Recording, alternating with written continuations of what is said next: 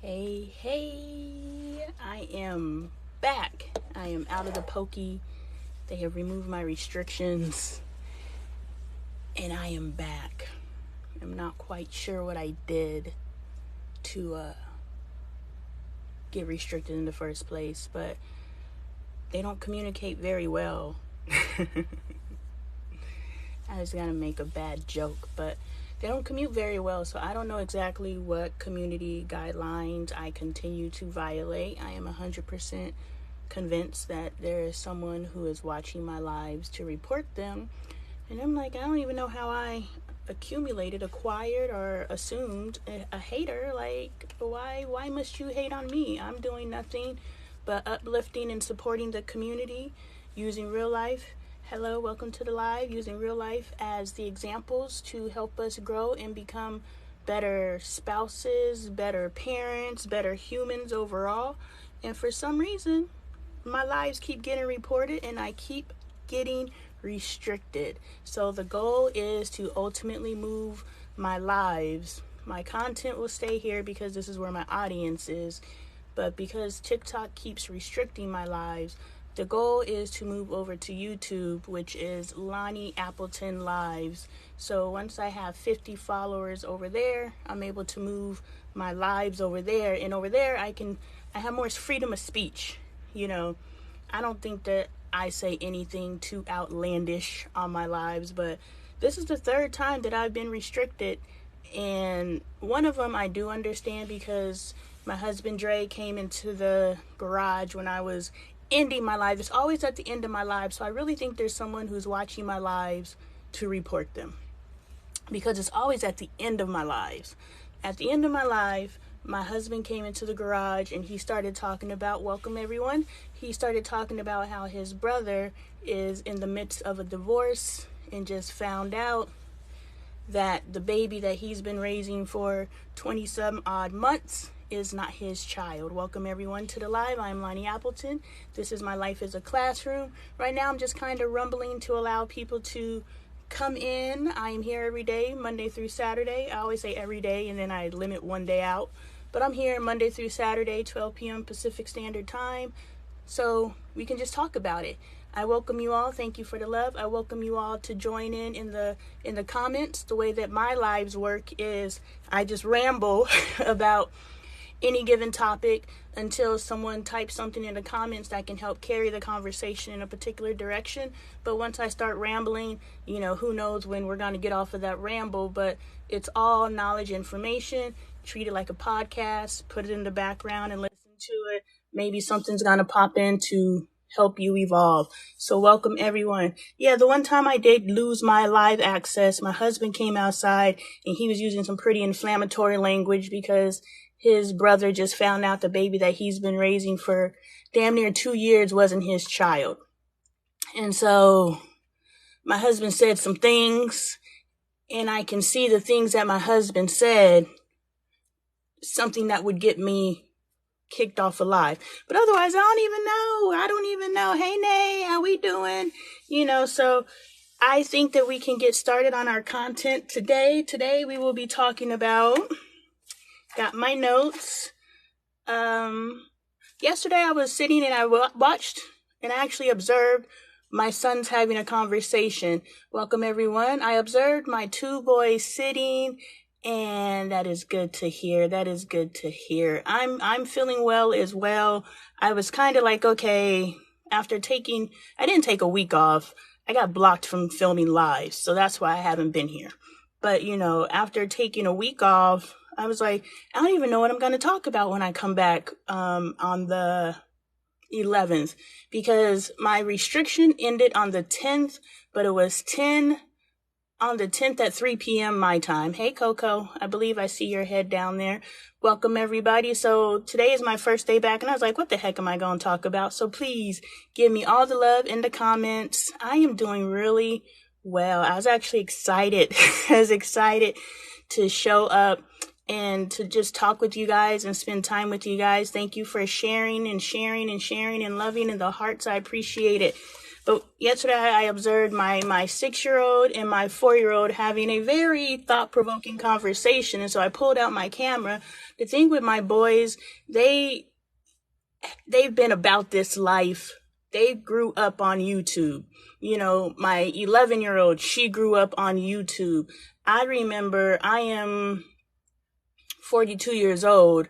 YouTube started in my 20s. I remember when YouTube started because I was actually doing an online talk show called Wyatt's or Word Is on the Street, where I would go and interview people, you know, people who were known for something really cool in the real world, like a famed photographer. And I won't say famed. It's not like I was, you know, out here interviewing huge people, but in the Phoenix area, you know, people who were known, prestigious doctors and stuff like that, I would interview them, but I would interview them from the perspective of how do they think? What is their mentality? I didn't care. It's not that I didn't care, but I didn't focus on their profession. You know, how did you become the best doctor and da-da-da-da-da. I didn't ask them those. I asked them their life philosophies and how they function and figure things out, because I have always been interested in how the human mind works. And so those are the type of questions I would ask on Wyatt's or Word Is on the Street. Welcome everyone to the live. I'm Lonee Appleton. My life is a classroom. And we are talking about my life, and you guys can definitely join in the conversation. Our lives are more enjoyable when you guys talk to each other and communicate, and we're starting to build a regular audience, so you guys will get to know each other over time. So anyway, I had my online talk show, and it was on a platform called Click IPTV. And so it was Click IPTV, and it was this new technology where you can stream videos over the internet. Like what we're doing right now was at its infancy in my 20s. And so I was one of the first people. I would look at YouTube and I would be like, ugh, YouTube. They were the competition to the network that I was on. So YouTube was starting to pick up, and Click had a few things that they were doing over there. And so I was on Click, and I never even paid attention to YouTube. But the way that my show worked was I had an actual videographer, and so he filmed all the episodes. And so I don't have access to any of those videos, but that's when YouTube started in my 20s, which means my 11-year-old has been raised on nothing but YouTube. My 6-year-old has been raised on nothing but YouTube. My 4-year-old has been raised on nothing but YouTube. So when I tell you my 4 and my 6 and my 11-year-olds are ready, they are ready. I am not shoving a camera in their face. Hey, Dr. Joe, thank you for popping in. You know, I don't have to shove a camera in their face. They're ready for the camera. Thank you for all the likes. Thank you guys. Thank you for the support. When you like and when you share, that lets people know that we're here. So I appreciate it.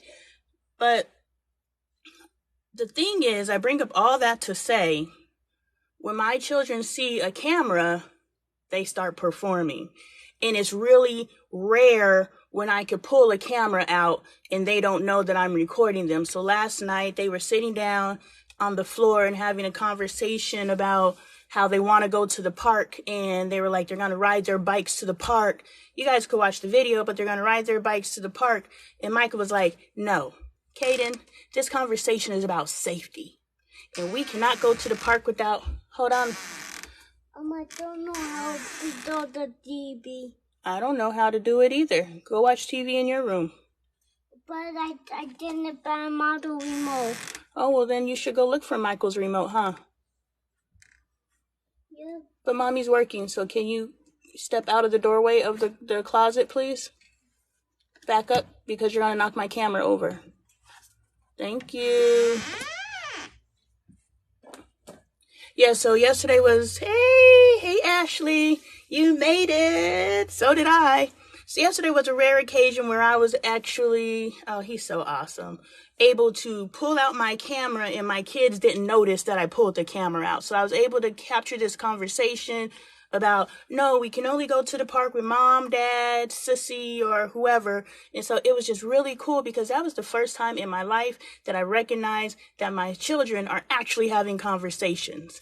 And that was so important to me, because I watch my boys and all I see is them fighting. Their relationship is a series of, I beat on you, you beat on me, we laugh about it. Like, it's really weird. And so, because I have 2 girls and then I have 2 boys, it was like, my girls did, like, when my girls fight, they fight.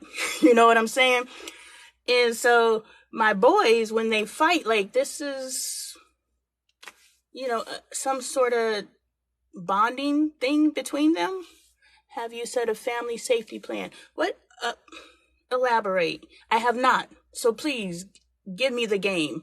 If this happens, this is what we do. Is that what a family safety plan is?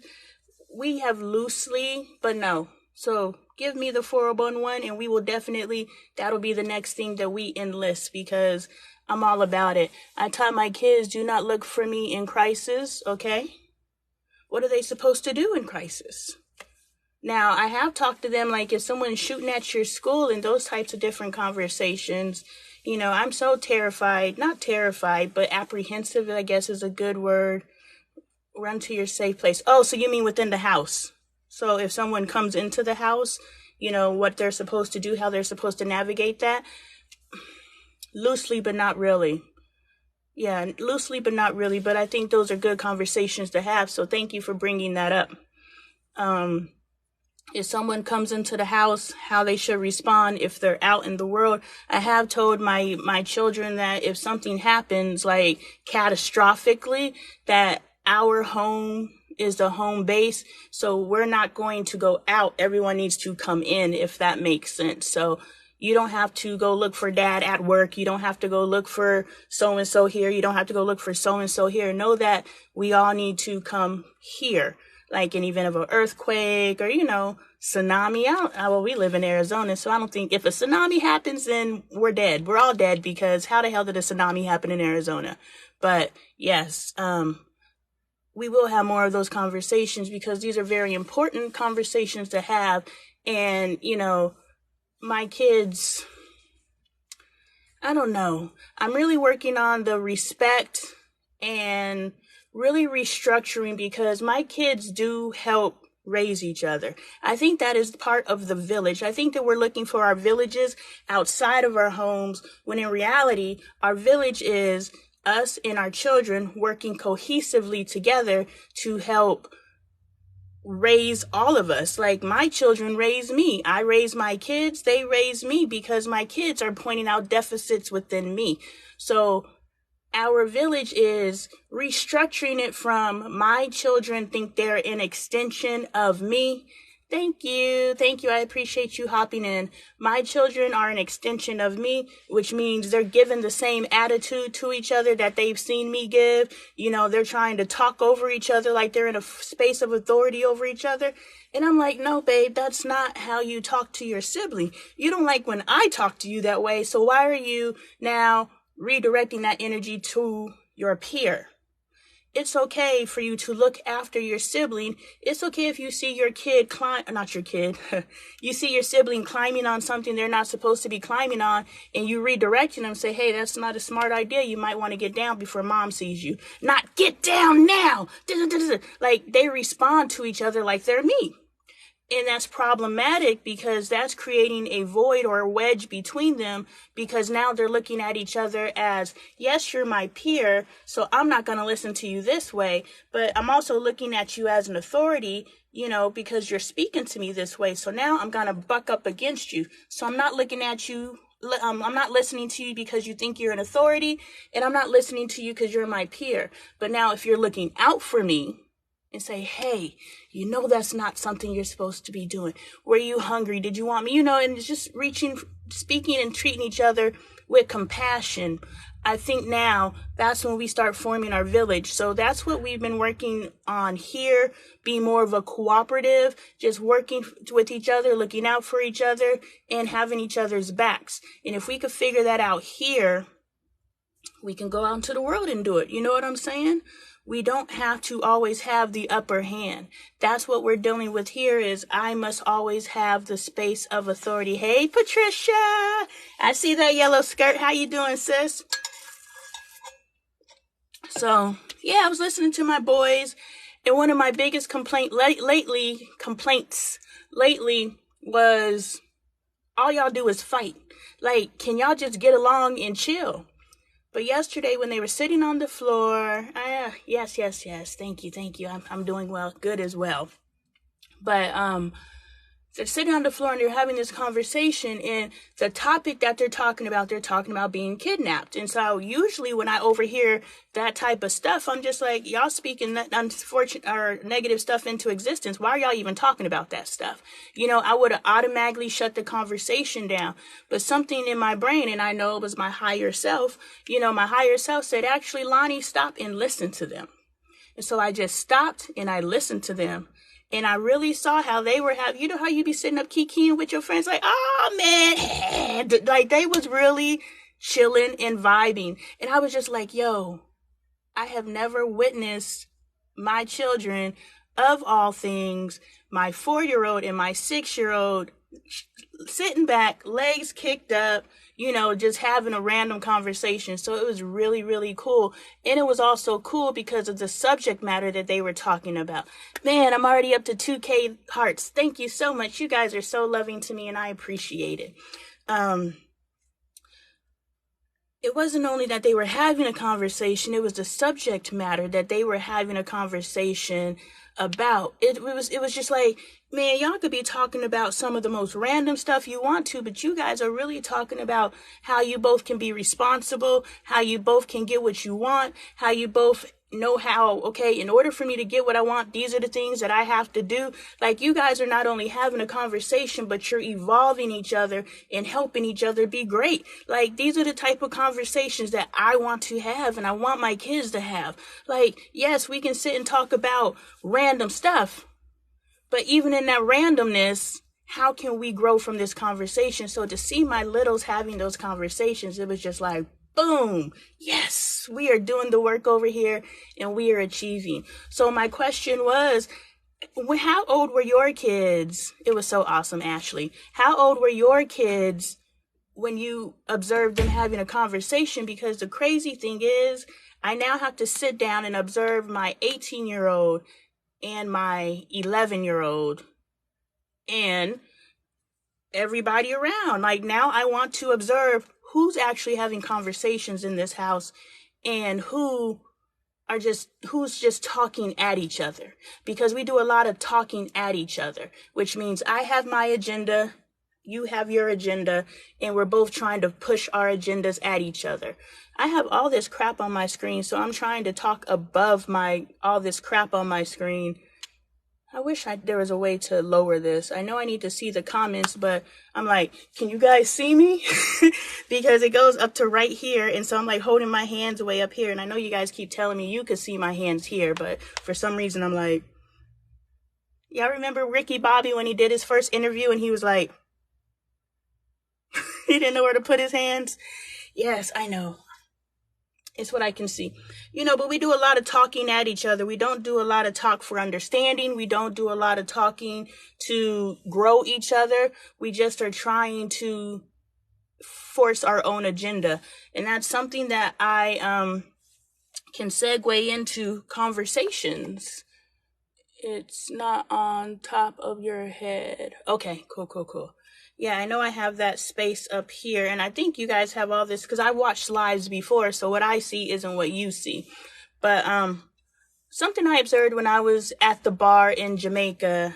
Yes, thank you, Ashley. You're my ace. Anyway, I saw this lady and her husband, I'm assuming, had a conversation because they were about to leave out the next day, and she was like, "Are you ready for this long-ass flight?" And I was just like, damn, that energy was, let's get ready to complain together. And that's when I realized, and I listened to my daughter on the phone. Like, I hear her have conversations with her friends, and I hear Bailey. I rarely hear Bailey having conversations. So I think that her conversations are text conversations because I don't really hear her talking. I just hear her laughing. But I was like, how many of our conversations are just a series of complaints?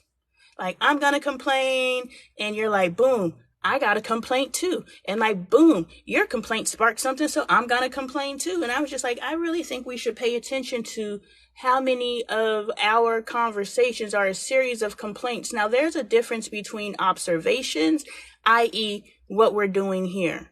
We are acknowledging that there is an area that could potentially be addressed, i.e., when I speak, am I just lacing together complaints? And I'm looking for someone I can complain with. And if I'm just looking for someone that I can complain with, then that is trauma bonding, and that is not a relationship that's going to uplift you. That's a relationship that's either going to keep you stagnant, or that's a relationship that's going to bring you down, because we all know that complaining energy is negative energy, it's lower vibrational energy. So if you're trying to elevate your life, you elevate your life by surrounding yourself with things that elevate you. And if we're complaining, there's no solution in that. So discussing a potential issue for solution is completely different than just sitting and having a complaining session. So that's something that I started paying attention to recently, because I was listening to Angel on her phone conversation, and the amount of time that she's bringing up other people's names.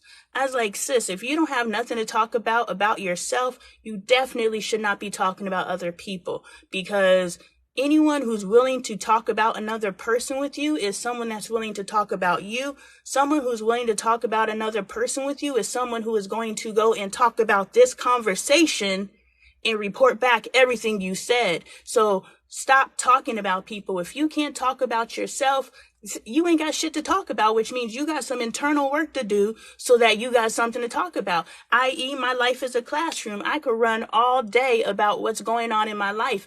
Everything that we take for granted. That was weird. It just felt like it was something going on in my ears. I think I just had a download, but that was a weird one. But anyway, you got to keep people's names out of your mouth, even if it's, oh, I wasn't talking about them, I was talking to I was like, even if it's not in a negative light, you must keep people's names out of your mouth.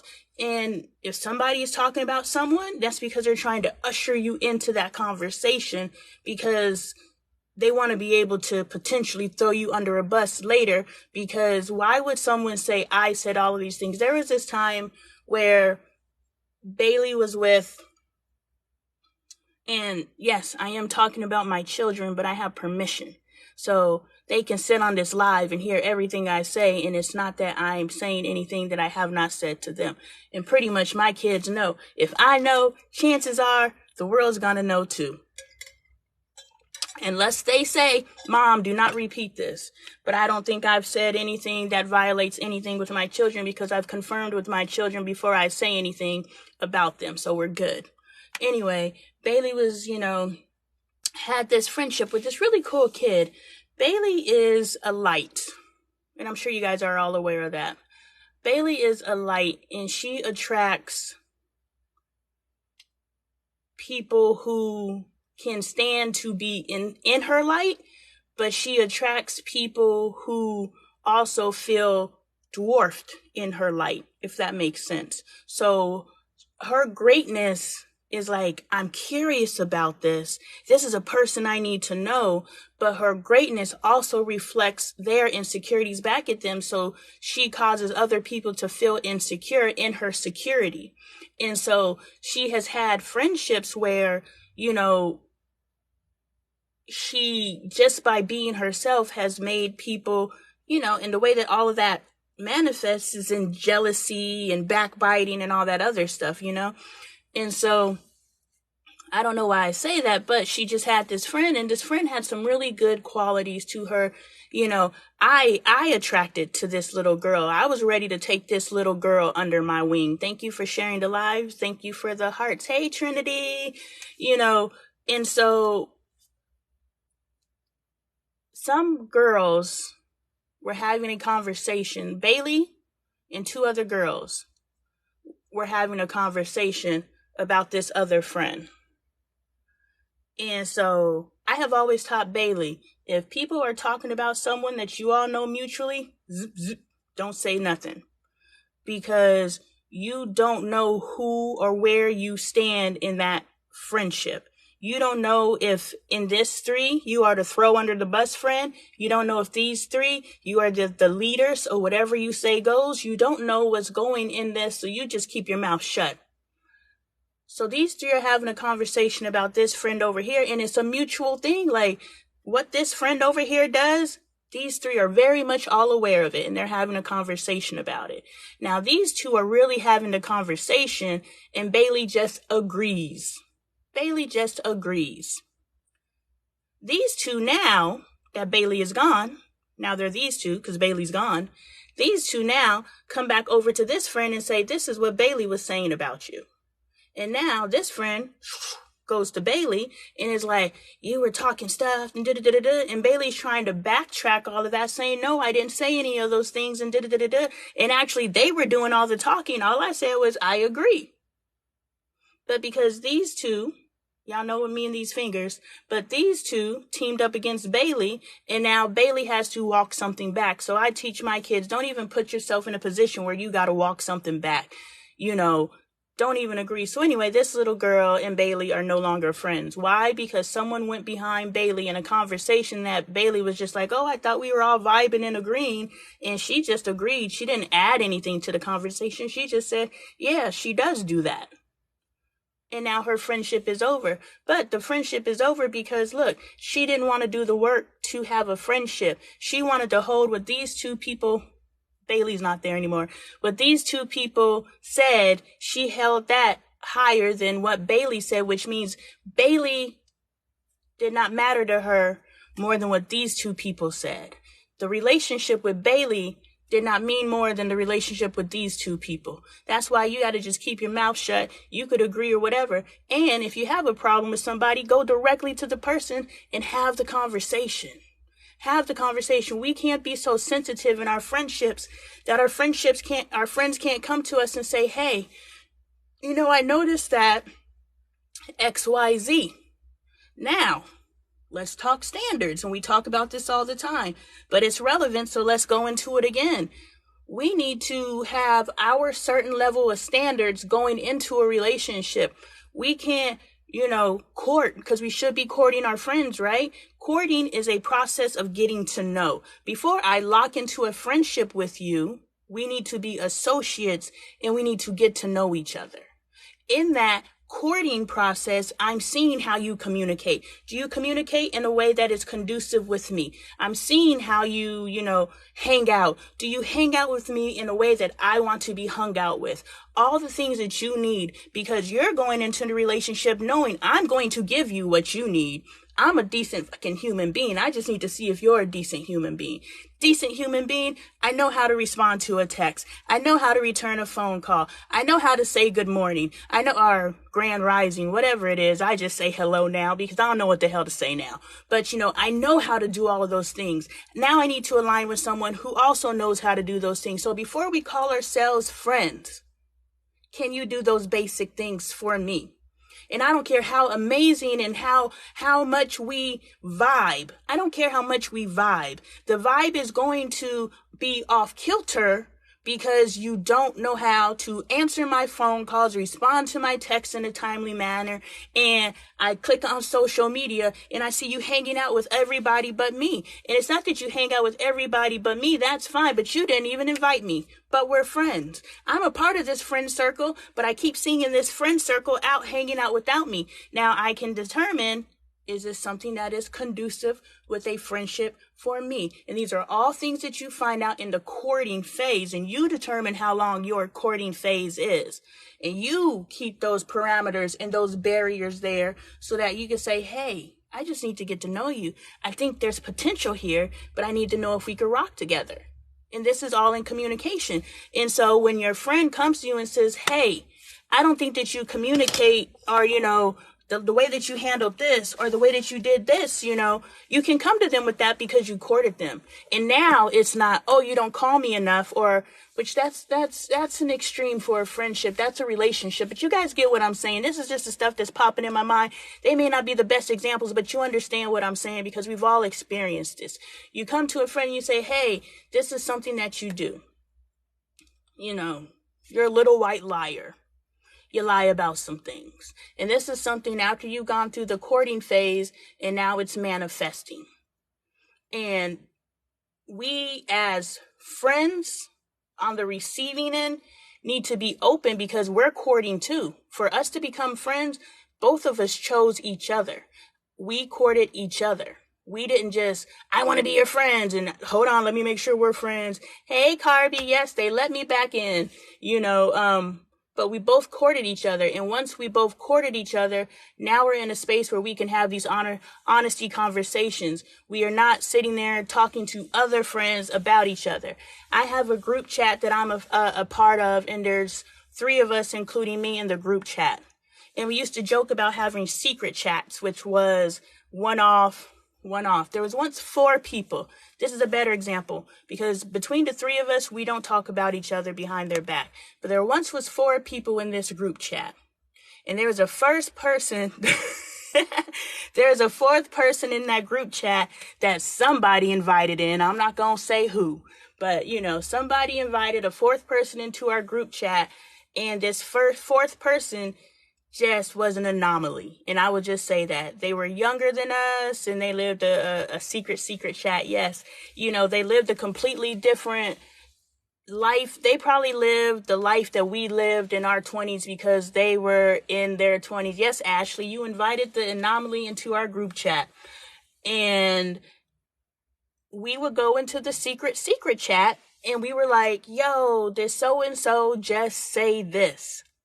I can't believe it. And even when I was doing that, I was like, this is shady. We shouldn't be talking about so-and-so behind their back, but we can't say this to their face. So it's not that we're necessarily, the judgmental space. Is just like they really got some healing to do and we can't even help them because we can't talk to them.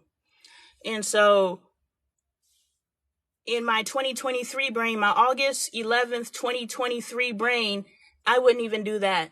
I wouldn't even create a situation where, like, there's people I talk to today, and I'd be like, damn, I really want to talk about what this person is doing with someone else, but that's shady, because this person is trusting me with their lives. People come to me and they talk to me because they're trusting me with their lives, which means this is what I'm going through, and I'm confiding in you because I see you as a friend. I see you as a confidant. I see you as, someone who has the awareness that could potentially help me look at other, other than my own perspective. I respect your perspective, so I'm coming to you. People come to me because they respect my perspective. I come to people because I respect their perspective. So when I'm saying these things to them, I'm not expecting them to then turn around and gossip about the stuff that I'm saying. Now, I am very much aware that what I say can now be turned around and gossiped about. So there's things that I say, y'all think I be saying some of the most crazy stuff. Guess what? Y'all can repeat everything I say. Matter of fact, I say this shit on the internet. I don't care what people know about me, because what I'm being judged for, show me a person who hasn't experienced what I've experienced. I may have experienced what I've experienced, but you have experiences too. So you can never look at me and say, ooh, without looking at those other fingers that are pointing back to you saying, ooh, we all have shit. We all have it. So, but when I speak to someone, I am trusting them to not go and talk about me in a negative light. Now, you can talk about me out of concern. You can hop into secret chat and say, hey, so-and-so is going through this and I'm really concerned for them, but I don't know if I can say anything to them. I can see that. But when it starts turning into a gossip session about so-and-so, now the energy has shifted from I'm concerned about so-and-so, and now it's let's talk about so-and-so, because we ain't got shit else to talk about. We might as well talk about somebody else trying to figure their life out. And we somehow feel like we're in a position of judgment. I can say something about you trying to figure life out while I'm trying to figure life out. Like, that's just not friendly. That's not friendly behavior. And we have to become aware of that. I don't know how I got on that rant, but there that goes. Let's see. Let me read the comments. Let's read the comments. If anyone doesn't know, I know. Yep, happened. I love how they tell you all about it. Hope you have a wonderful weekend. I'm way behind. Ashley blowing up the comments. All facts, doing good. Girl, same. I be thinking it's so cute. Yeah, I love listening to my kids talk. One day I was listening to the kids in the living room and just the most random stuff that they be saying to each other. And I was just like, nothing that any of you guys said is cohesive. Like, nothing is cohesive, but you're all talking at each other. It was just crazy. If you get a chance, just sit and listen to your kids talk. It's hilarious. I love that convo. We see a lot of space, girl. It's not on the top yet. When they see us paying attention to conversations, they want to join in.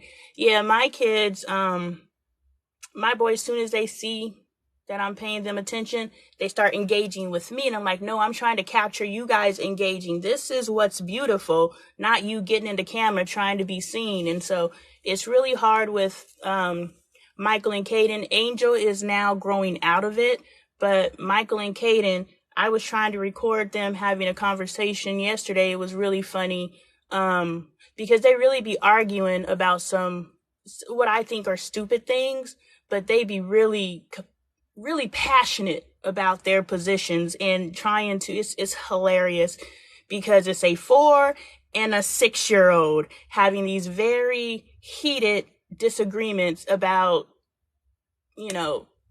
putting water in the boat in the backyard. It's really crazy. Word, yes, teach them. Yes, we got to teach them young. Look, we have 18 years. We have an 18-year classroom with our children, and we have to determine what we're going to do with those 18 years.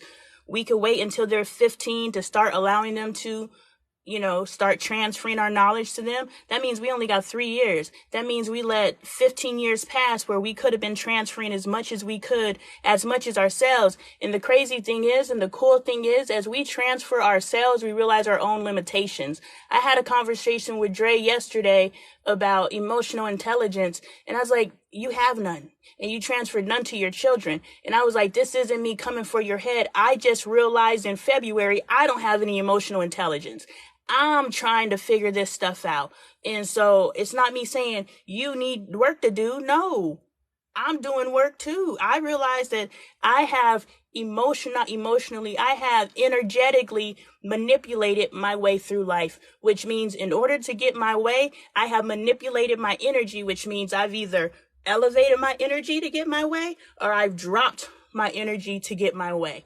I have not emotionally talked my way through and worked my way through things. And I don't know, I don't necessarily have the language to do it. I think that you guys understand enough that we can energetically manipulate. I think we're all aware of our ability, especially as women, to energetically manipulate everything around us. If she agrees with the other panelist and she agrees with her, I don't get it. You'll have to elaborate if you're still out there. And especially don't talk about the siblings. Definitely dealt with the same. I think we all just need to learn. Thank you so much, Trinity. My weekend hopefully is going to be rocking. I don't know what the plans are, but we're here. I love how they tell you all about it. Yeah, my kids talk to me about everything. Yep, that happens a lot to kids. For real, I know you was loyal when you was there for me when my best friend passed away. Thank you for that. Yeah, I'm one of the loyals. In my loyalty, I still have to learn how to be a friend. I'm still learning how to be a friend. Like, I was on another one of our friends' lives, and I was listening to the movies that she was watching in the background. And I think about all of our conversations, and I'm like, me and my friends have nothing at all in common. I was just like, and I asked this in the group chat. I was like, what do we have in common? Yes, 2 of the 3 have kids. 2 of the 3 have pets. 2 of the 3, 1 of the 3. Like, we all have these different things, and we may have connectors somewhere. 2 of the 3 are married. 1 has been married, so she has that experience. But, it's like, I'm sitting here and I'm thinking, if we were to sit down and just hang out and kick it, what do we really have in common? But these are the strongest friendships in my life. So it's really weird to think that we base potential future relationships off of how many connection points do we have in common when I am best friends, sisters. These are my sisters. If they're down, I'm getting down with them and I'm pulling them up. Like, these are my aces. But we don't even like the same music. We don't even like, if we've really had to hang out and kick it for a prolonged period of time, I don't know if we could, but we are the best of online friends. But I don't think we would both, I think one of us would be in the movie theater chilling, and the other two would be sitting there looking at the movie like, what the did she drag us into? That was just interesting to me, to think that the people that I have chosen to surround myself with in my 40s are people that I did not base our connection on what we have in common in the spiritual world. On the spirit level, i.e. current incarnation. My relationships in 2023 are not based off of carnal, I like that word, carnal or topical or flesh or current incarnation Lonnie. In my youth, my friendships were based off of what are the topical things that we have in common? Do we like to shop? I don't like to shop, so I can't be your friend. Do we like to eat? I like to eat. You like to eat. Boom. Now we can be friends. No, my relationships today are based off of soul connections. Are you a down-ass human? Do you have the basic mechanics to be a decent human being? If you have those things, sis, you go to the movies by yourself. I don't have to be your friend to go to the movies with you because I don't like going to the movies. But I'm somebody that you can talk to, who can elevate you and who can help carry you through whatever you need to do. That's why my friend Ashley, if you don't mind me saying, she's one of the group chat people. That's why my friend Ashley, she has such an amazing social life. And in my youth, I would be jealous of that, because I'm like, well, I wouldn't be jealous of it because she lives in California and I live in Arizona, and there's not really a probability that we can hang out together. But in my youth, I would go online and I would see my friends all hanging out and doing these things, and I would feel jealous. And even though my friend came to me and was like, look, you don't like to go out. I stopped asking you if you want to go out because every time I ask you if you want to go out, you say no. I was like, damn, that's real, but my feelings are still hurt. You can still ask me. Well, no, I don't want to be told no all the time. But that is an honesty conversation that should have been able to take place in a relationship that shouldn't cause any issues. Hey, I'm going to stop asking you to go out because every time I ask you to go out, you say no.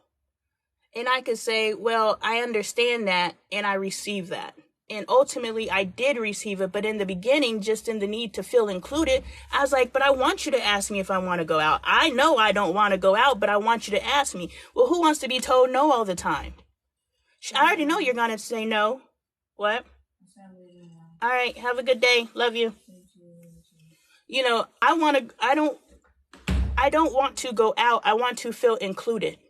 So if you cannot include me in that aspect of the friendship, I need to be okay with what I can get from the relationship, which means if our relationship is only this, I'm never going to receive this. And this is the stuff I truly need. This is the stuff that I want. This is the stuff that I need. And now all of my relationships are based off of what I need. So yeah, me and my friends ain't got shit in common, but they're everything that I need. And I love them for that. If anyone doesn't know, this woman sent me $100 to buy my best friend's son a toy he wanted. Yes, he wanted a Rubik's Cube, $100 Rubik's Cube. And I think this was pretty early on in our relationship. You know, I grew up poor, and my love language has always been gift giving because I value having things, not things, because as you can see, I'm not materialistic, but when you grow up without, you want to have. And so if I can give, I don't want to give time. I'll give it now. In 2023, I'll give time because my love language has changed. But in the past, my love language was, I'm listening to hear what deficit I can fill. And when she said he wants this Rubik's Cube, I was like, shit, how much is the Rubik's Cube? Boom. Get the little boy the Rubik's Cube. He just lost his mom. I can at least grant that for him. I have $100 to give. So, I have always been very free with giving monetarily. I have always been free with giving of things because I don't want to give my time. I don't want to give my conversation. I don't want to give anything of me. But what I'm okay with giving is the thing that I valued, because I didn't value time. I didn't value any of those things. There's very few people that I can actually have a conversation with that fills me up. So I don't need all that stuff. What I do need, and so that's why I've been a financial giver. And I will be a financial giver again. I will be a lender. I will not be a borrower anymore. It meant everything to a grieving child. I remember that. The secret chat. Who, me? Yes, you. Couldn't be. Yes. And I kicked her out the moment everyone saw the flags that I saw. Yeah, you gotta clear the space. And we can't, that is beautiful, Carby. You can't be so blinded by something that when everybody is telling you, you deny it.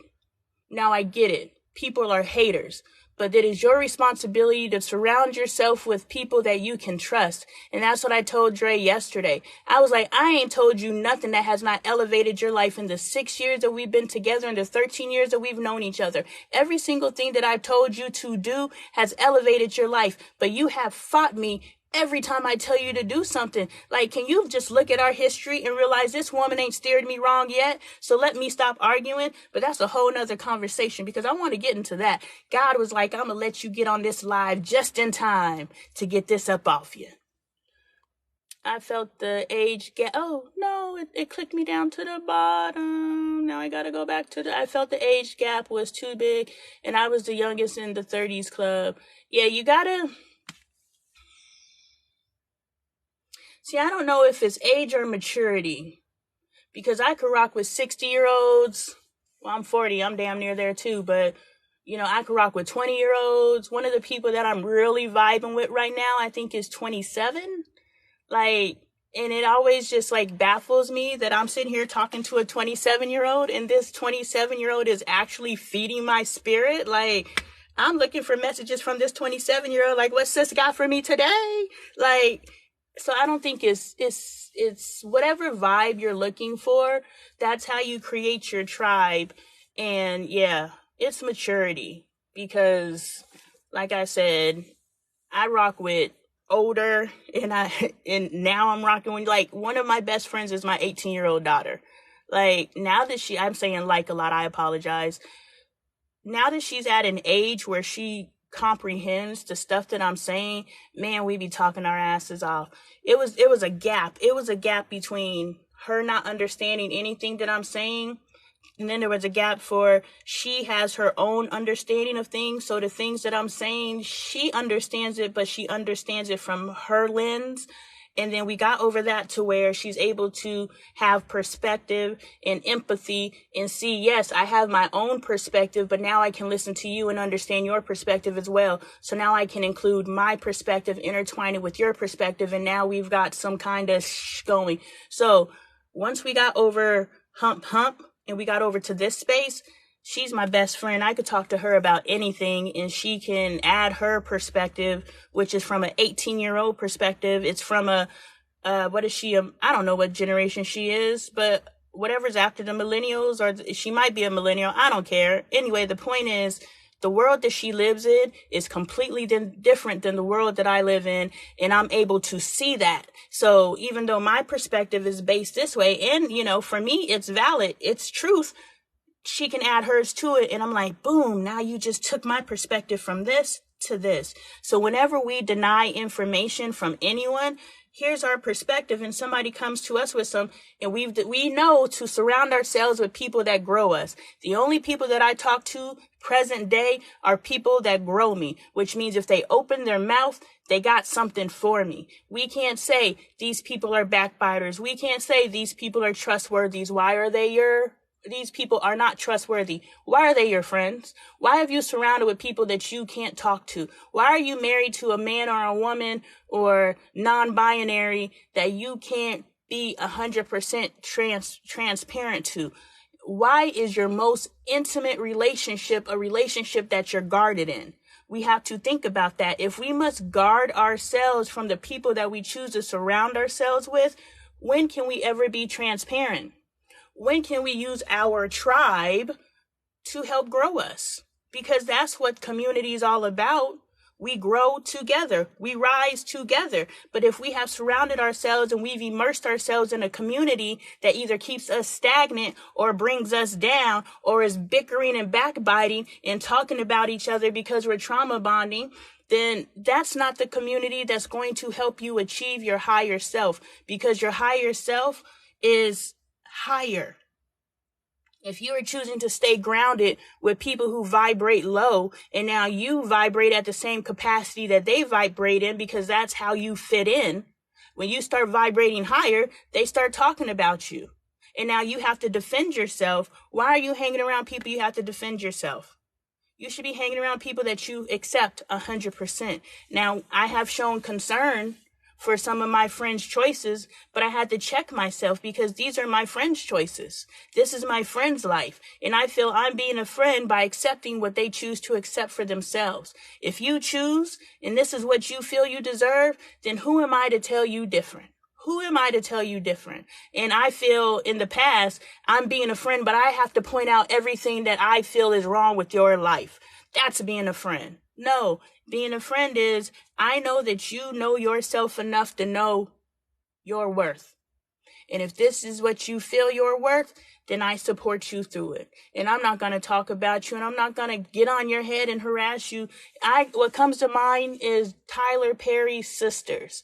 Tyler Perry's sisters, all they do is call each other so they can have emergency meetings about what the next person is doing, so they could call that person in and say, we all agree you're living your life wrong. And when they say, well, this is why I'm living my life this way, and they're like, so what? We feel you should be living your life this way. And they could be right. But are you really right by telling somebody that they're living their life in a way that you don't agree with? Look, I was a 14-year-old drug dealer, middle school dropout, whose both parents were addicted to drugs, and I had no aspirations. Only thing that was missing was the baby. You know, I was the kid. And my best friend at the time, her mother told her not to hang around me. She said that she ain't gonna be nothing, she ain't gonna amount to nothing, she ain't ever gonna do nothing. And my best friend told me, but my best friend, she was a friend of me. But she told me that, but she still remained my friend. Here we are in 2023, and I have my master's degree in education. I've lived one hell of a life. I've had extreme highs and I've had extreme lows. But what my life was looking like and shaping out to be, and what this parent's perspective was coming from, I did not have a future. But I don't remember why I started that. I had a friend who was a friend of me, and her parents told her, stay away from that girl because she's a bad influence. But I ended up being a good influence. I was just a product of my environment. And the people that have attached to Bailey have been little girls who are just a product of their environment. And one of those relationships, I wish I could have played it differently. You know, because this little girl was being abused. Every way that you could abuse a child, this child was being abused. And she would just come to Bailey for normalcy. And I didn't see that. I just saw her as, yeah, that's probably not the person you want to hang out with.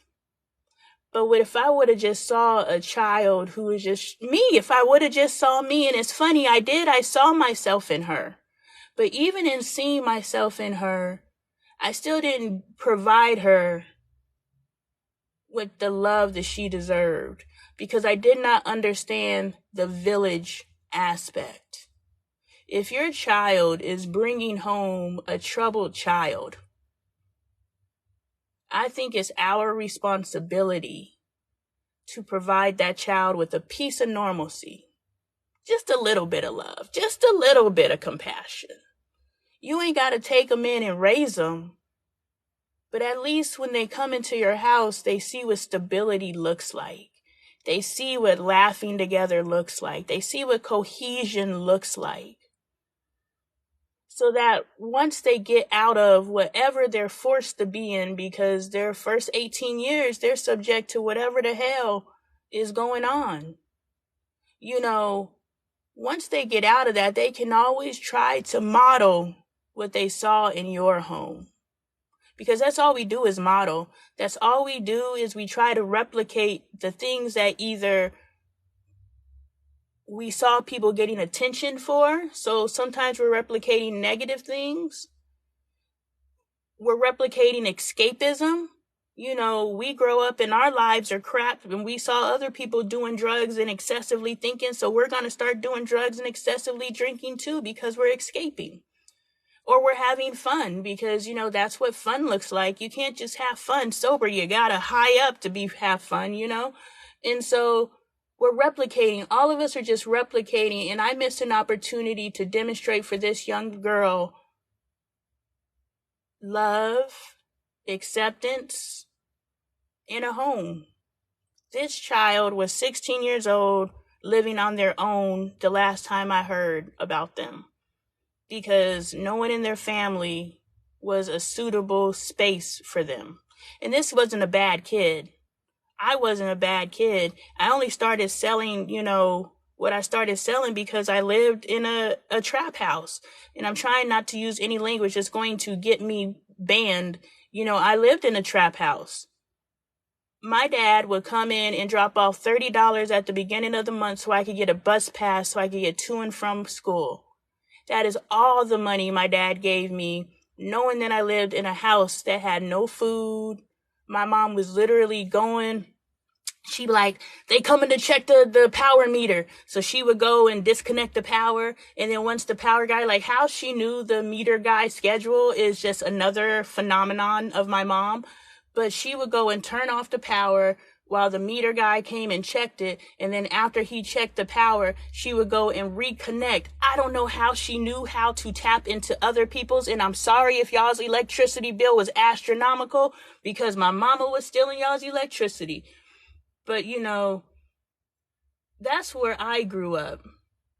So when people are like, ooh, you're a what? You did what? Well, why did I do it? Did you ask or did you just judge me? Did you just say I was a bad influence? Or did you look at the fact that neither one of my parents took care of me, so the only way that at 14 I was going to eat and stop wearing the Payless shoes that had a hole in the bottom, literally walking with the hole in the bottom of my shoes, the only way that I was going to not do that was if I made money. And how is a 14-year-old supposed to make money? Well, I live in a trap house. So, you know, if I can apply that to present day, and I know, I don't care, I'm going to say it. God gives you everything you need. God's going to provide. And that is something that I've known my entire life. I've been provided for. I have never, even when I was homeless, I always had a hotel room to sleep in. I always had a friend's house to crash at. I've never slept in a car. I've slept on floors. I've slept in back rooms, you know, but I've never had to sleep in my car and I've never had to sleep on the street. And even in my darkest times with my children have never known struggle. They've been provided for and sheltered. I've been provided for and sheltered. Even in this season, I'm being provided for and sheltered. Now, something that I have realized about this present season is this is a breakdown and restructuring, and I've known this, but it was a young lady, the 27-year-old that I was talking to, that was saying, the life that you have manifested and called in, present Lonnie, well, not present day Lonnie, but when I started this whole process last June, not June 2023, but June 2022 is when I sat up out of my sleep and I said, I'm going to change my life.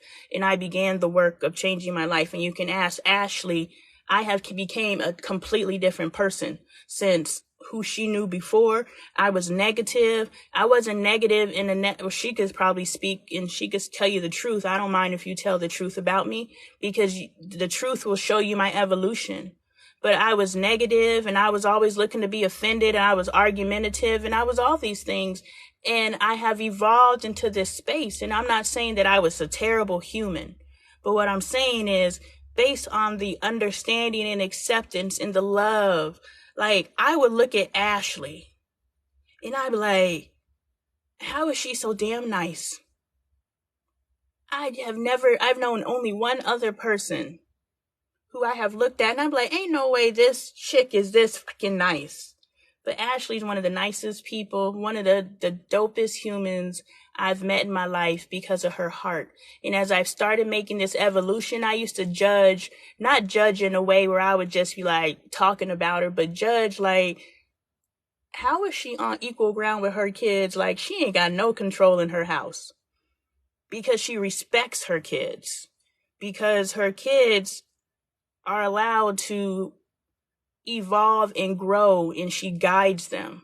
I didn't understand any of that. So I used to look at her as a mother and I was just like, that's weird.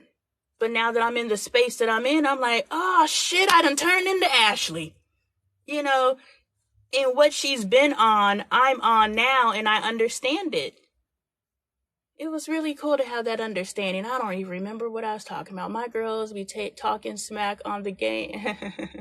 Yeah, that's Angel. She plays Roblox, and she's on there with her little friend, and they just be, I'm working on Angel. That's all I'm going to say. They see mom looking, and they're like, what's going on? They just want to be a part of it. Ever since my older cousin mentioned emotional maturity, I was checked. I'm telling you, and it's a buzzword that I learned here on social media. Look, I have the awareness. I don't have the jargon, which means I don't have the language. So all of the things that I'm talking about look, when I was in high school and in college, I used to take those professional, who you're going to be when you grow up quizzes, and they always said therapist, psychologist. But I was like, ain't no way I'm getting my PhD in order to make money. And so I go and be a teacher. And it took me 8 years to get my 4-year undergraduate degree because I kept dropping classes. I knew my soul was like, you're wasting your fucking time. But I was like, what else am I going to do? And I didn't know any better. And so I just took 8 years to get a 4-year degree. So I'd say that to say I spent just enough time as it would take me to get my PhD, because that's not even how long it took me to get my master's. I took just as enough time to get my undergrad and my master's that it would have took me if I would have consecutively just went through to get my PhD. So I always laugh at that, because it's like, you've taken all of these career aptitude tests, but you didn't just do what you've known you're supposed to do. I know I'm a healer. My cousin, she's a therapist. She's like, what runs through my veins runs through her veins. The way that I think and see the world is something that is genetically in our DNA, which means you could talk to any one of us and we gonna give you that rap. I remember I was deleting an old profile the other day, and I happened across my sister and her husband. They had a podcast, back a couple years back, and it was a marriage relationship podcast. And I was listening because I don't like my sister. And so I was listening because, now that you don't like somebody, you can laugh at the things that you overlooked before. Like, yeah, I don't like you now, so I could admit that all these things were going on. So I'm listening to my sister's podcast and I'm putting my phone to my ear like I'm listening this way. No, it was on my phone. But I'm listening to their podcast and I'm waiting for my sister to say some dumb shit. And I had to check myself because I was like, hold up. That's your sister. Y'all got the same DNA posting through your veins. You know exactly what she about to say is about to be some real stuff because she knows what the fuck she's talking about because we're tapped into something different. And so I was like, I can't even be a hater because she said some spit. Now her husband, but my sister said some spit. And so I couldn't even hate on her. But my cousin, she is a therapist. So you're not only going to get the therapy from the book Smart, you're going to get, she's tapped into some other shit. So, I could have did that, but I won't say I quit on myself. And it's too late. I'm not going back to school. Fuck that. I'm not. They ain't gonna give me another loan anyway. Yeah, y'all got all them damn pets. That was really us with wine tasting. I was like, this nasty. No, I don't drink wine. Yeah, Bubba. Give me a high five. Give you a high five? Yeah. Boom, and knuckles all day. Thank you. Oh, we're doing the clamp too? Yeah. Okay, I remember. What are you going to do with yourself? You're going to go out the door, in the door. But if you come in here, you must sit down. You understand? Or you can go out there and play. Those are your options. I want to. Go out there and play so you can enjoy yourself. Just be quiet, all right? You're doing an amazing job. I appreciate you. Bye, Bubba. Bye. Love you. Daddy, for the handle. Yes, please shut my door because you're knocking my camera over. Thank you. Yes, we went to that wine tasting. That was Beasley's idea. And I hate wine. But I'm at that damn wine tasting because I'm enjoying you guys' company. So we have nothing in common. My friend's like, it's my birthday. We're going to Napa to taste wine. And I'm like, okay. I'm down for whatever because I got these connections here. I got these soul connections here. So I'm not worried about what we're doing. I'm just happy to hang out with you guys. To me, I met Beasley for the first time on this trip. I met Ashley. Ashley is the one, we had just become friends. In 2020, I think in 2019, we all became friends. And a few months later, or less than a year later, Derek died. And Ashley, this was in the beginning of COVID, so everything was shutting down. And Ashley still hopped on an airplane and flew to Arizona to be by my side for Derek's funeral. We don't have to have shit in common in the physical world because these are the people that I want to be surrounded with. I want to be surrounded with people who hear my stepson died, knowing the relationship that I had with my stepson and still felt the need to come and be a support to me. So let's go taste wine. I don't give a fuck because I know when I need you to be down for me, you're there. And those are the type of friendships I have in 2023. And I've been having them since 2019. I've got a good group around me, including all my new friends. My relationships are based on communication because it's key in a relationship. It's very key. Very, God damn it. All right, boom. I don't mind, girl. Love you, girl. I have to take my daughter back to school. I had fun. I thank you for coming, Ashley. Some people aren't meant to be within the evolution. Some people catapult you into change. They do. We have to release the idea that everybody must come with us.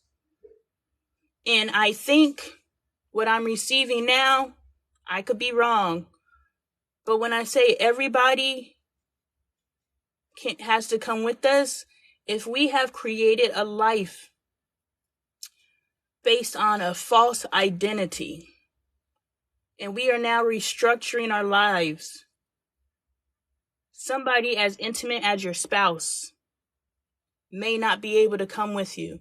If you have adult children, they may not be able to come with you. That's what I'm running into right now.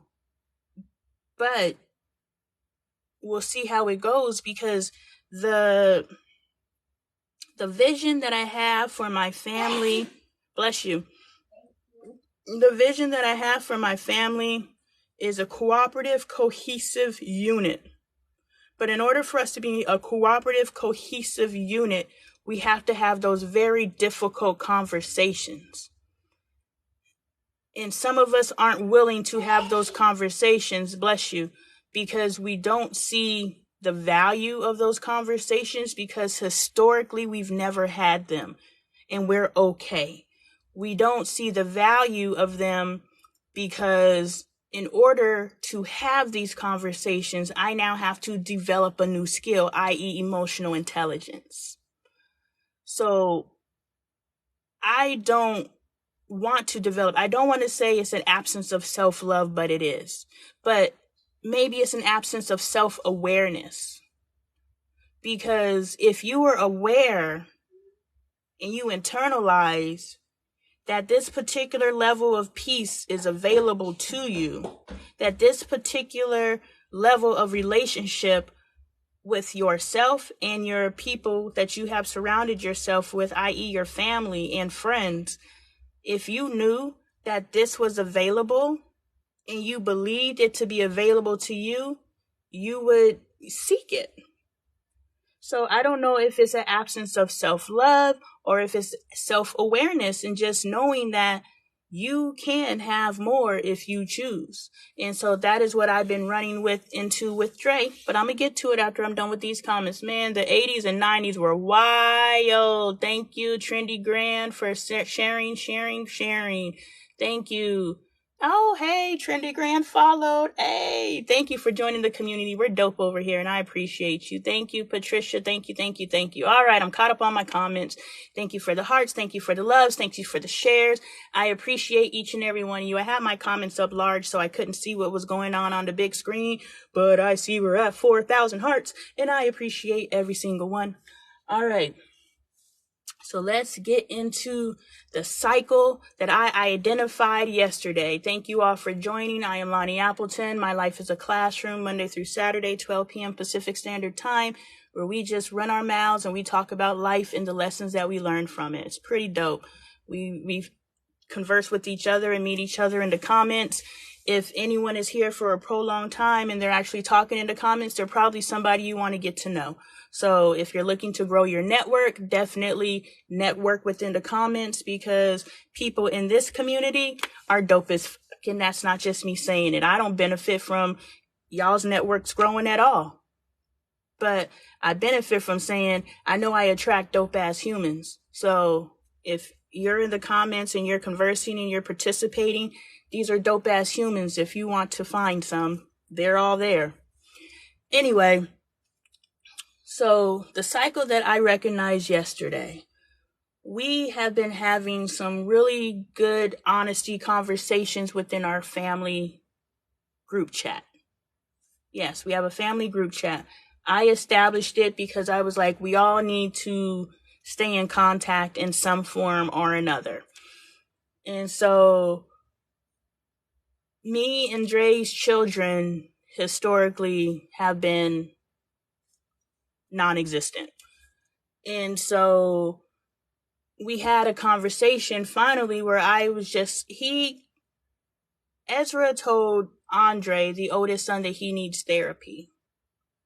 And that they're going to therapy. Ezra's going to therapy and it's really helping them. And so I liked that message. Not that she told Andre that they need to go to therapy. I liked it because Ezra said that they were going to therapy and it's helping them. And I was like, that's beautiful, because you're getting the help that you need. You didn't just accept the brokenness for yourself. You said, I need some help and I'm going to go get it. I don't care how you go get the help as long as you go get it. So I applaud them for that.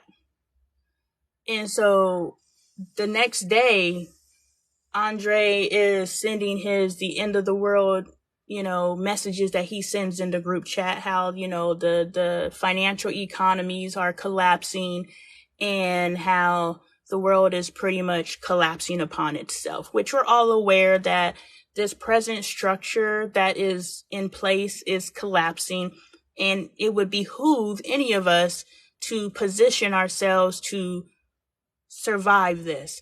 But a part of positioning ourselves to survive this, the work that I'm doing, is for our communities, our societies, our nation, at the very least, to wake up. And let's pivot to the mollywop in Montgomery. I know I'm behind the ball. I'm not talking about this because this is topical. I'm not talking about this because, ooh, if I could get my hat in the circle, if I could throw my hat in the ring, maybe I can go viral too. No, I'm not talking about this because it's a talking point. I'm talking about this because that was a microscopic race war, riot, whatever word you want to use. Those people were beating on each other because of the color of their skin. And it was beautiful. Not that part. To see the unification between the Black Americans and how they were like, oh, we got each other's back. I wish that we could have each other's back, financially. I wish that we could support each other's businesses. You want to know why white creators do so well? You want to know why white creators can go and steal our stuff, and then go get paid? Because white people support each other. The reason why we can't win is because we don't support each other. Now, I'm not saying this circle of people, clearly, we doing something different over here. But you can also see when you go look at the foolery that's out there, when you look at the viral content that's out there. I made a video that was talking about the mollywop in Montgomery. It has 8,000 views, which is very significant for me. But when I think about the videos that have gone viral about that, I'm like, there's not a lane for progression in our community yet. The lane for progression in our community. Mommy, you need to take a shower. You can take a shower when I'm done, Bubba, okay? Thank you. Okay. I want to take the bay all by myself. No, but Mommy has to help you with the shower, okay? But that the I did yesterday, the all day that you shower all by myself. I'm not there. I know that you're not scared, but it's about me turning the water on for you and helping you with the soap and making sure you get clean. So when I'm done, I will help you take a shower, okay? Oh, I know. The love. His brother cut his hair. Y'all see? It's growing back. He was trying to grow his hair out, but Michael went and found a pair of clippers and thought he was his daddy, so he cut his hair. And so we got to let his spots grow in because we don't want to start him back at zero. So now my baby looks like Patch Adams. Go. Mommy's working. So I want you to make a new hair for me. You want me to make new hair for you? Yeah. No, Daddy's going to help you with your hair, Bubba. But I need new hair. Oh, you want Daddy to get you a unit and fill in your holes. You got to wait for it to grow in, Bubba. And I won't have them? Nope, then you won't have holes in your hair. In a little bit, you got a little bit coming back in. He scalped you, but you got a little bit coming back in. So when it gets a little bit thicker, he'll cut your longer hair to match your shorter hair, but you got to wait. I need to draw my hair back up. Yes. And then he will do my hair down. Then he's going to cut it all even. In my head. It's not going to hurt. So look. You can stay here, but you got to let Mommy talk. We can't have side conversations. Don't touch my face. I don't like when you touch my face. So just chill. Yes, kisses. I love you. Yeah, so, and it's not that I want my video. Thank you. I want my video to go viral. It's that, well, I do want my video to go viral, but it's that my video not only addressed the entertainment of said mollywop, the pride of said mollywop, but also the disappointment of said mollywop. Because if anything happens, white America has demonstrated that they will not only attack their own, but they have demonstrated they will definitely attack us. So if we are talking about positioning ourselves to survive a potential unrest within our society, it's not just positioning ourselves monetarily. It's not just positioning ourselves so that we have land. It's not just positioning ourselves that we have, crops and animals and food sources. Because if you got land, crops, and food sources, he who has the most ammunition is going to end up with said land, crops, and resources.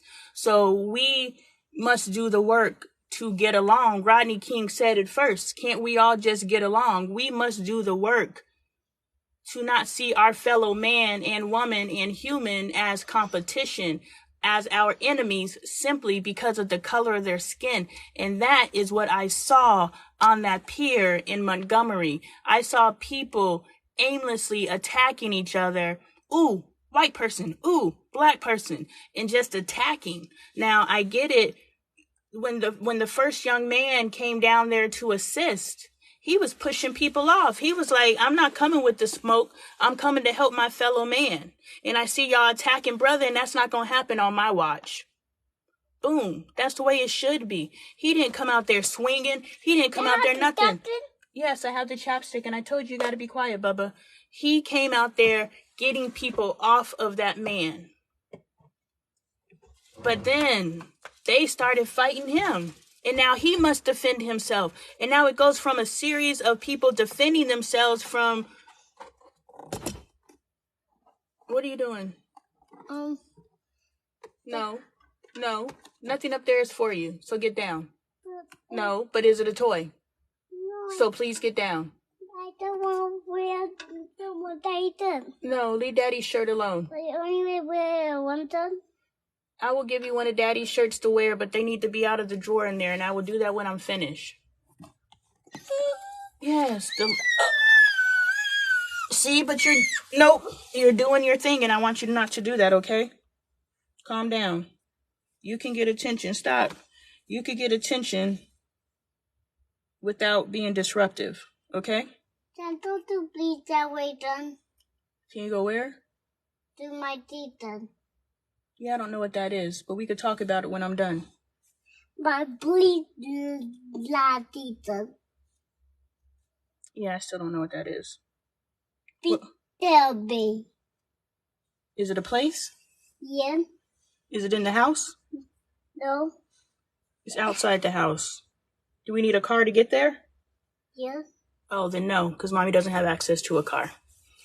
All right, so yeah, I just think that we... Can you walk over there? Potentially. Let Mommy talk, okay? No noise. Just chill.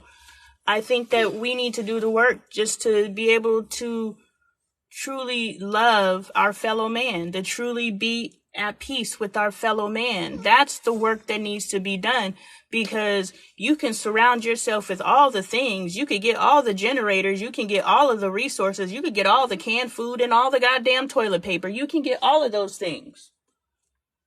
You can get all of those things. But if you can't even get along with your neighbor, and your neighbor got more ammunition than you, then guess what? Your neighbor's about to come get your shit. So the answer isn't more. The answer is, how can we learn to love each other and at least cooperate?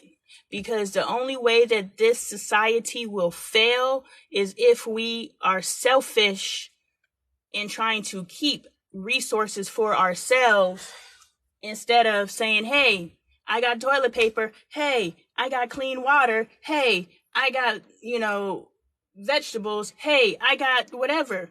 And then we come together and we survive this shit. But that's not where we're headed. And that's what I saw during the Mollywop in Montgomery. 4K and Alive, and she was just sitting in her room. They do support each other next level. It's crazy, the support. It's crazy. And we're always we complain about it. We complain about it instead of acknowledging that we are the problem. Like, I don't know the Black American population, but I think it's more than the 4 people sitting on this live with me, which I appreciate all 4 of you. That's a good number for me. You know, I have 11.8 followers, but I don't have 11.8 views on my videos. I don't have 11.8 shares on my videos. I don't have 11.8 anything. But then we go and look at other groups, and I don't want to make this a black versus white thing, but we go look at other groups and they support the out of each other. Support the out of each other. And if we could just get to the point where we're not only helping each other fight, but we are helping each other win. If we can help each other win, we would be winning. But we are so, if I help the next person win, somehow that is preventing me from winning, which isn't true. I want you to sit down, Bubba. You're doing way too much climbing around, okay? Okay. Somebody's kindergarten teacher's gonna have their hands full. I'm sorry in advance. You know, if we can just learn to support each other, sit down. See, I'm working with you and being agreeable, because I want you to be able to be in a good space as well as me be able to handle my business. But if you cannot respect me, then there's going to be some restrictions. Do you want restrictions? Do you want me to start punishing you? Then cut it out, okay? And just sit and chill. I want a doorbell. No, not right now. Later? Later, yes. I got you later. I got you on everything later, but let mommy work. When? So, I think I've said enough there. We just need to work on our supporting each other. Our small businesses can win if we support our small businesses. Who cares about the taxes? Especially when we can, not the taxes, the shipping. Especially when we can spend that on a venti at Starbucks. I don't know what a venti is. I don't drink Starbucks, but the big cup, whatever the big cup is, a grande, I don't know. Anyway, we could spend the $10 on a grande at Starbucks, but we can't spend that on getting something shipped to us. You know, we can't support someone by sharing their video. We can't support someone by whatever. We can't support each other. And I don't know what the work is that we need to do, but if you heard this message, know that there's always work to do. And that's the conversation. I'll get to Dre now. That's the conversation that I had with Dre yesterday, where I was just like, you know, we're having these conversations. He's like, yeah, I saw the conversation in the group chat. Good job. And I was like, do you ever plan on having a conversation with your children? And he was like, why would I have a conversation with them? That's the past. I was just like, because you want to give them the space to be able to voice any issues they may have with you. Because trust me, just because it's in the past does not mean that it did not cause trauma. Mommy, it's you. Yes, that's mommy. Why do you look like that? Mommy was in her element back in the day. That was mommy in her 20s. Why? I know why. That's back when I used to wear wigs. Yes. I want to be 399. Okay, can mommy talk? Do I want to be I like BBO to die. You're 4. I like being older. You like to be in 3? Yes. Well, you know, I'm happy you enjoyed your 3 years, but now you got more years to go. More years to go? Yeah, enjoy them. Enjoy your 4s, your 5s, your 6s, and all the way to infinity. Enjoy every single year. Okay. Thank you. You're welcome. Bye-bye. Okay, don't you touch my phone. You go better dirty note. See, turn it down. Don't do it.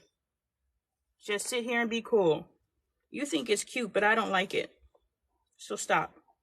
Do you understand? Okay, as long as we're on the same page. You know, he was like, that's the past. So, and this is going to be my lives. The kids have gone back to school. So, and when Bailey leaves for work, I'm on mommy duty. So, sorry, you know, but he's going to figure it out. This is his first time having to sit with me. He's like, that's the past. And I was like, just because it's the past doesn't mean that it has not left scars. And you should talk to your children. And he's like, I do talk to my kids. I was like, yeah, you talk to your kids on a topical level, but you don't talk to your children to create soul connections. And I'm just now waking up to soul connections. And if you guys need more information on that, I can go into it. But otherwise, if you want more, just comment. You're not making those soul connections with your children. So you need to air some stuff out. There's no reason why we're trying to build a solid home on a shaky foundation. Mommy, are you being over 5 years old? Mommy's 42 years old. I want to be birdie. Yeah, it'll happen. Are you going to be old? No, I'm 42. I want to be boy too. You will be 42, Lord willing. I will be your age. Yep, you're going to be my age and beyond.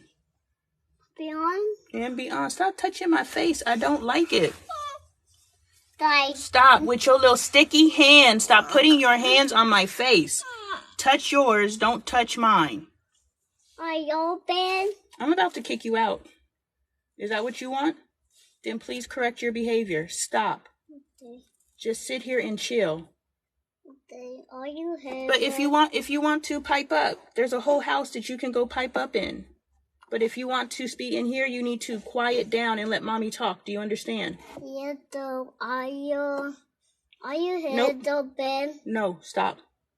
Stop. So I was just like, look, if there's issues that you need to work through with your children, just because you have brushed things under the rug and, swept things under the rug and you're able to move on because you have swept things under the rug, that does not mean that that's how your children. Ezra is in therapy right now. You want to bet Ezra ain't in there discussing daddy issues when Ezra can be discussing daddy issues with you? When you can clear the air between them? Because look, until you're able to work things out independently within yourself, a lot of us need to work things out with the person that did something to us. And so why not? Why, when you leave this earth, and this is just me talking, when you leave this earth, you don't want to leave saying, I wish I could. Like, I know that's the big dramatic scene in the movies. Like, oh my gosh, dad or grandpa or whoever's on their deathbed and they finally apologize or confess or those different things. Why? Why do we wait till we're dead to make amends? Why can't we make amends in life as soon as possible, so that we can have the best possible relationship with our family members? It is real, Patricia. Why can't we have the best possible relationships now? And so Dre was not understanding. He was like, you just want me to be like you. I don't do all that talking. I was like, I'm not asking you to be like me. I was like, let me frame it to you like this. If you and your best friend got in an argument, do you not go to that person, or they come to you and say, hey, did you want to talk about our issue? Why? So you can squash it, deal with whatever energies has to do with it, and move on. Not, we're just going to, this is what we do with our kids. And this is what we teach our children to do. Not just let the energy go and move on like nothing happened. You want something to eat? Like, that's the biggest joke within our community, isn't it? Mom will cuss you out and then she'll come and win your favor back because she feeds you. Like, no, let's talk about it. Bailey comes to me all the time, and we both are, aware enough in ourselves that we may walk away and allow it to be what it is. But we come back the next day and we're like, hey, did you want to talk about what happened yesterday? We both do do you want to talk about what happened yesterday? Why? Because we don't want to create our own narratives within our head of who, what, when, where, and why. And we don't want to keep whatever between us. We don't want that energy between us. And so we talk about it. So I was like, if you are aware enough that you can sit and have a conversation with one of your friends to clear the air, why can't you receive that a conversation needs to be had between your children and you, who felt betrayed by you because you chose me, it seems, over them, even though the whole circumstances, if I ever retell those stories, you guys will fully understand why everything went down the way that it did. But, you know, why can't you have those conversations? It may not bother you, but that's because you choose not to allow it to bother you. You choose to ignore your feelings, because ain't no way in hell that your children that you skeeted out can walk by you and roll their eyes at you and it not affect you. It should affect you, and you should address it. I wish I could give you gifts, but I think what you're doing for your family is amazing, and they will well-rounded. And thank you so much. You know what? Cash App is up there. Merch is available at LoneeTaylorArt.com, but you commenting is just as beautiful, and I appreciate it. Thank you. I appreciate the hearts. I appreciate the gifts. I appreciate all of it. You know, thank you. I woke up in February, and I was like, this one right here, this one was the catalyst for my awakening. He's the one. I know you're playing with my chapstick back there. Give it back to me. But I want to burn the chapstick. Okay, but I will help you. You already broke it. You got to pat it on because you stuck it up too high.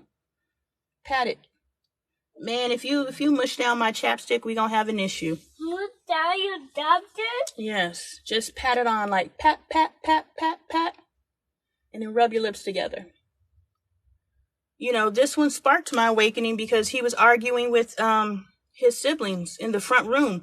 And I was like, on what earth is it okay for a thin 3-year-old to argue with a thin 10 and 17-year-old? Like, if I saw that walking down the street, I would like, hey, let's break this up. You know you're yelling at a 3-year-old, right?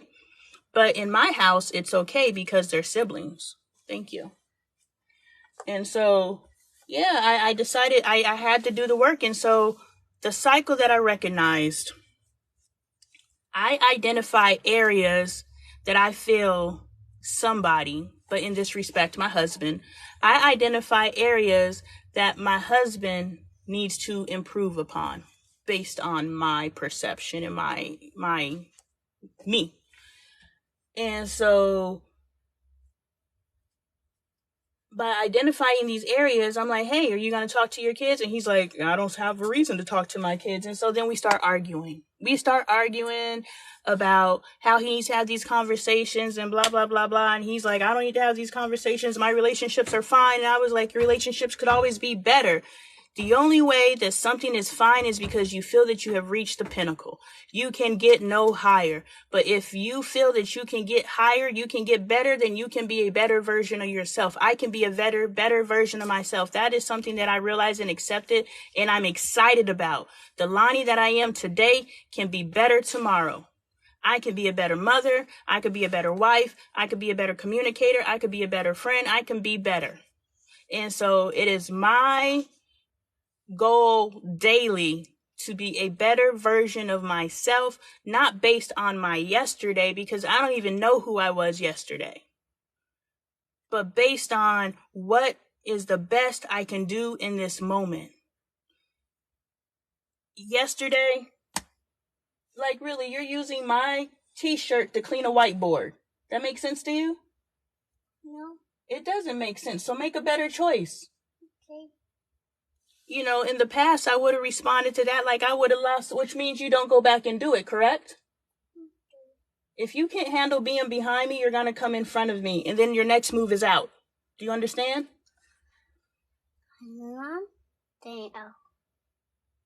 You know, so in the past, me responding to him using my t-shirt to clean a whiteboard, a dry erase board, you know, my reaction would have been different. But it's not even me saying, okay, this is how I responded last time, so now get down. Now, this is how I'm going to respond this time. No, it's how can I respond in my best energy? How can I respond in a way that's not going to drop my vibration? How can I respond in a way that's not going to crush his spirit?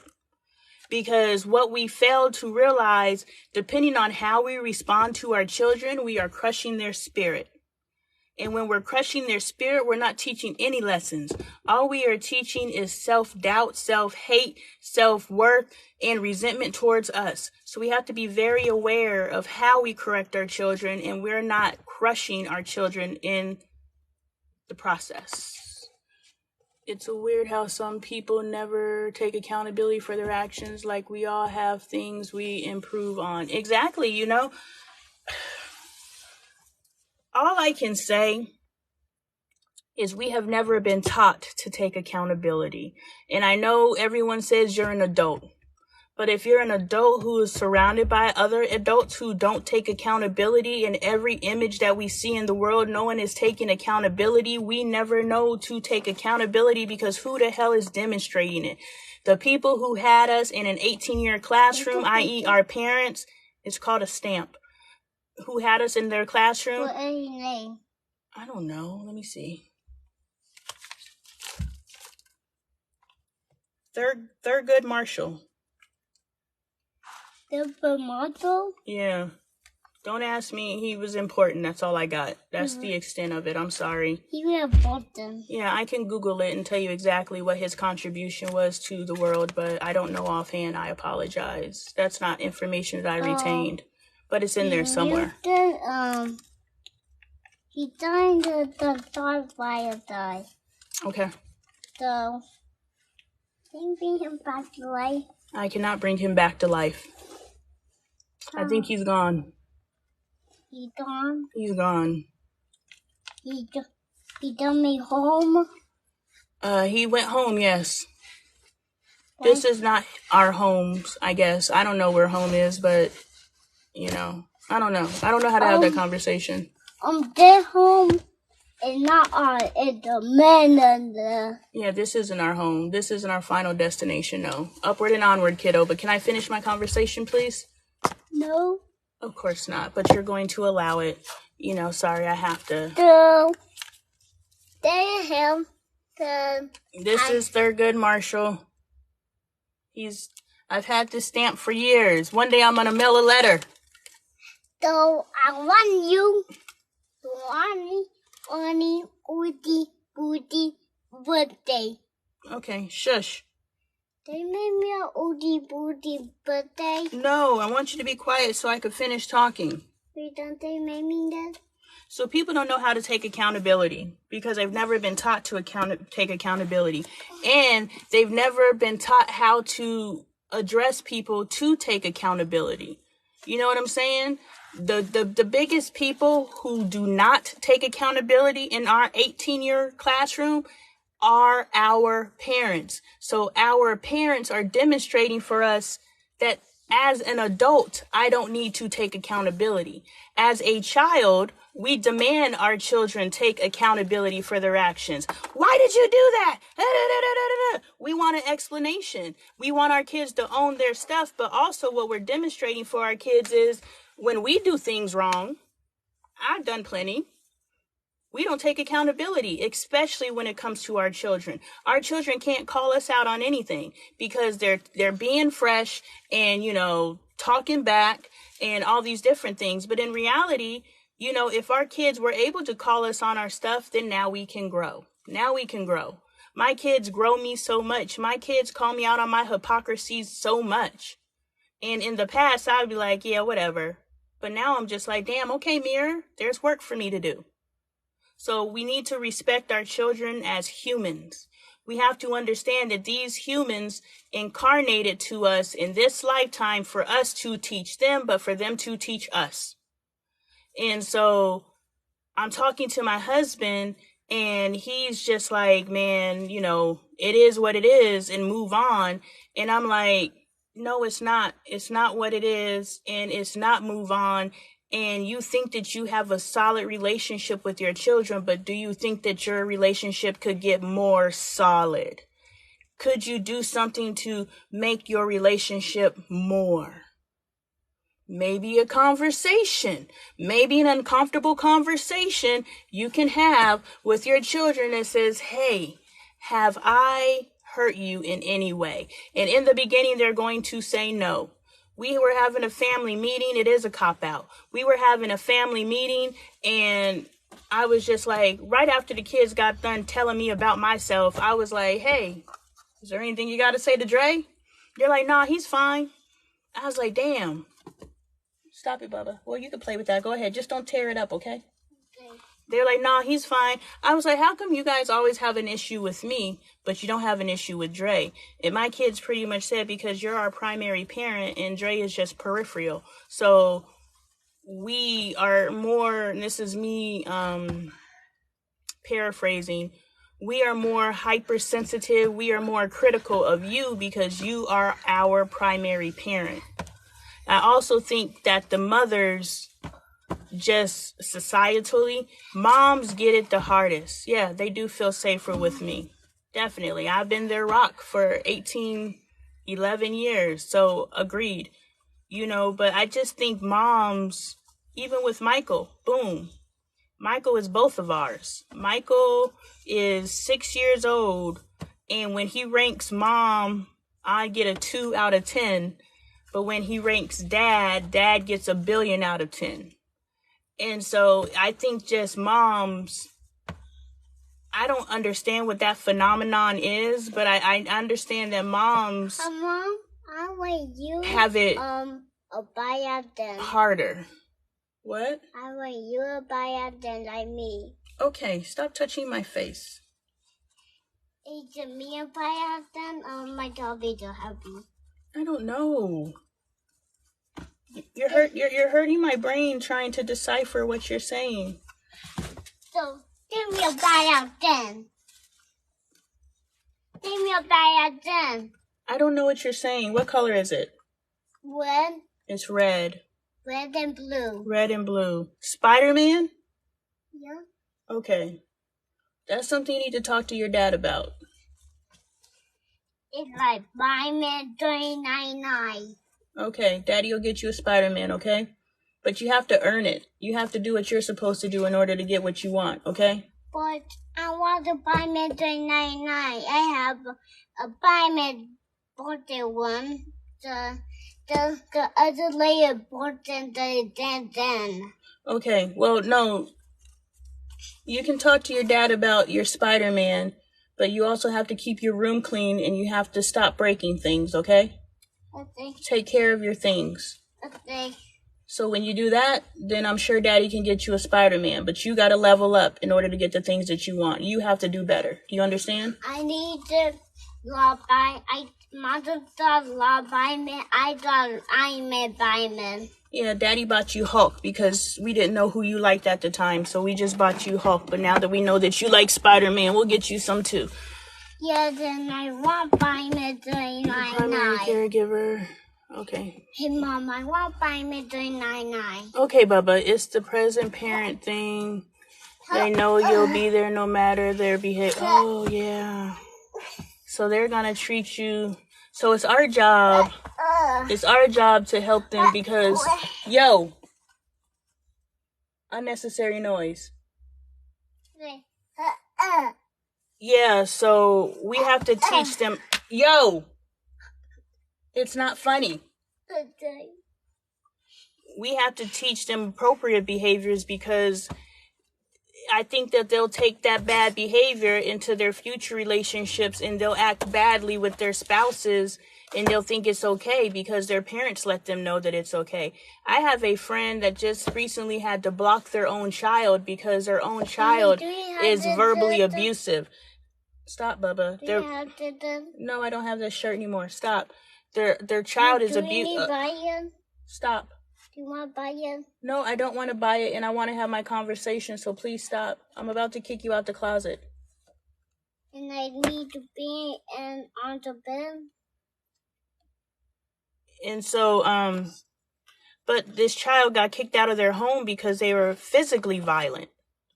And all I can say is you allowing this child to think that this behavior is okay is the reason why you now have a grown woman who will fight you in a second because you had a 7-year-old who you never checked when they swung on you. So I think a part of that, yes, as a primary caregiver, our children know that they could do things that and they could get away with things that they couldn't get away with anyone else. But allowing them to get away with those things is teaching them not to take accountability. Let's circle it back. If we do not hold our children accountable for their actions and we allow it because it's our kids, now we have adults that don't know how to take accountability. You better teach, sis. The primary giver gets the brunt because they have security in their role being played. Yes. Bye. You're not coming back. You're not going to run in and out. So you can go and go play out there. I want to play in your room. You can play in my room. And play Batman. You can play Pac-Man. But I don't restore the TV. I don't know nothing about that game, so you got to figure it out yourself, dear. But you're more than welcome to play. I don't know how to beat the thing, but I don't know how to. I thought on level 2 the ATV die on you down level 2. You die on level 2? Yeah, but ATV died me back on level 1. Okay. So I died on level 8. Past level 1 and you'll make it to level 2. And then you'll develop some sort of technique and then you'll be good to go. So go play your game. I believe in you. You should go. Yeah, please. Mother Batman, my dumb. Okay. My dumb. Okay. My done up and die Debbie, but I do down. Okay. I do down to beat. So he not do down, but he not do down. Caden, stop. Go. He not do down. I understand. Go. I know he's not too strong. I am acknowledging what you said. Shut my door. You're knocking my camera over. I will beat him up so bad. No, you shouldn't beat your brother up. I think you guys should get along and be nice to each other. The primary caregiver gets the brunt because they have security in your role being played. I agree. It sucks. I wonder... Hold up. I wonder if it has anything to do with sons and dads. I have 3 boys and feel so alone sometimes. Definitely, I hope you're still there, but do the work to build that bond. And because what's going to happen is, and that's what's happening here. Even though my kids topically, let's go with the soul and the spirit connection.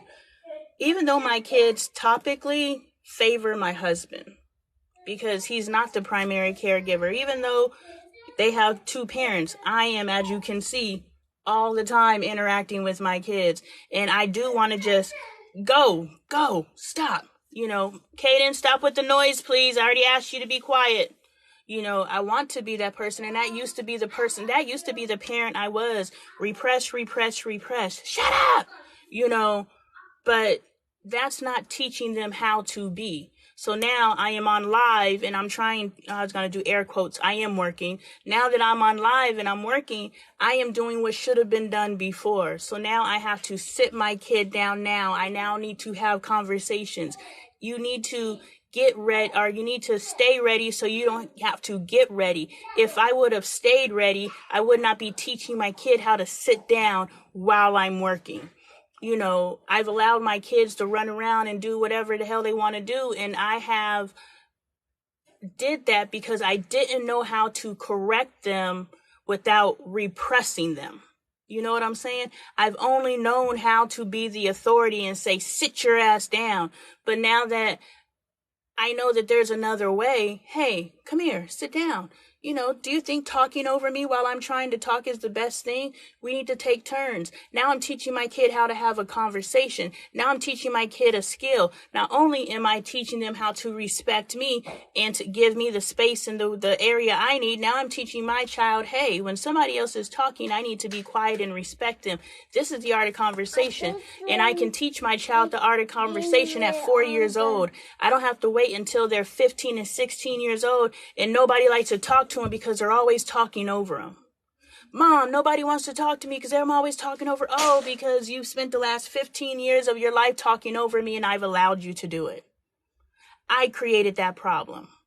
when I should have been checking my kid at 4 years old who is not allowing me to have a life because they want to be the center of attention. But in that, I also have to not crush my child's spirit, i.e., look, get out my closet, close the door, stay on your side. When I'm done, I'll address you. You know, that's not teaching them anything except for there's no place for them. That's not teaching them, okay, in some circumstances, my behavior is okay. In other circumstances, my behavior isn't okay. That's not teaching them situational awareness. That's not teaching them anything. That's just saying, I'm going to turn up, and sometimes they're going to accept my turn up. Sometimes they're not. And if they're not accepting my turn up, they're a hater. No, you just need to learn time and place. And I'm going to start teaching you at 4 instead of 14. Oh, yes, but babe, you need to figure out how to create a relationship with your boys. And it's going to look however it looks. And the only reason why I say that, and this is just to put something on your brain, the only reason why I say that is because even though my children favor my husband, thank you guys for all the hearts and the shares, thank you. Even though my children topically favor my husband, as you said earlier, they feel safer with me. Why? Because we are doing the for real work. We are having those conversations. My kids can come to me and say anything to me, and I'm going to be receptive. I let them know that I'm a safe space. This is the soul work that needs to happen. This is the, hey, can we talk about what happened in 2000, blah, blah, blah, you know, so that we can heal it. These are why I want my husband to have the conversation with his children, because until then, this little topical shit it's beautiful. It makes a great fucking montage. But guess what? This topical stuff is what's not going to heal your relationship with your children. That's this topical stuff. When my husband passes away, his kids are going to be like, damn, I wish we could have had these conversations. You can. And we're not going to put it in our children's laps. We're not going to put it in our children's laps to have the awareness to know to broach the subject. No, we now know we need to sit down with our kids, regardless of whatever their age, and say, hey, I want to make sure anything that can be between us is no longer between us. And having a relationships with your son, whatever that looks like, you either go into the things that they enjoy, or they come into the things that you enjoy, because you understand, yeah, this conversation is dumb, but they value it. My friend wanted to go wine tasting. I don't drink wine. My friend wanted to go wine tasting. I don't drink wine, but I wanted to have that moment with my friend. So it doesn't matter what you're doing, as long as you are reaching and having those conversations. I'm sure, and this is why I welcome I welcome my son into these lives, because now you're able to see it in action. You know what I'm saying? And I'm not saying I'm doing it right, but what I'm saying is I'm showing my child, I value you, I hear you, and then when I'm redirecting him, I'm not just saying you do this, I'm telling him these are the reasons why you should do these things. So now I am lifting them up. Together we rise. In order for me to get what I want, I must elevate my child, giving them information. So as you begin to build these bonds with your children, i.e., okay, they like to play video games. I think this is stupid, but I know while we're sitting here playing these video games, now I can put some bugs in their ear. Now I can see where their head is at. Now I can help guide them into the men that I want them to be. Yes, dad got whatever he got going on. Typically, dad got feel-good stuff because they're very much disconnected from who they are. Mom's connected, but she doesn't know what to do with it. But if you can get into your son's realm, whatever it looks like, now you can do some work. And now you're building something so strong with your children that can't nobody break it. And now you got kids that don't just come over for the holidays. Now you got kids that are checking on you. Now you got kids that are calling you, not because they got a problem and they want you to solve it. No, they're calling you so that you can help them solve it.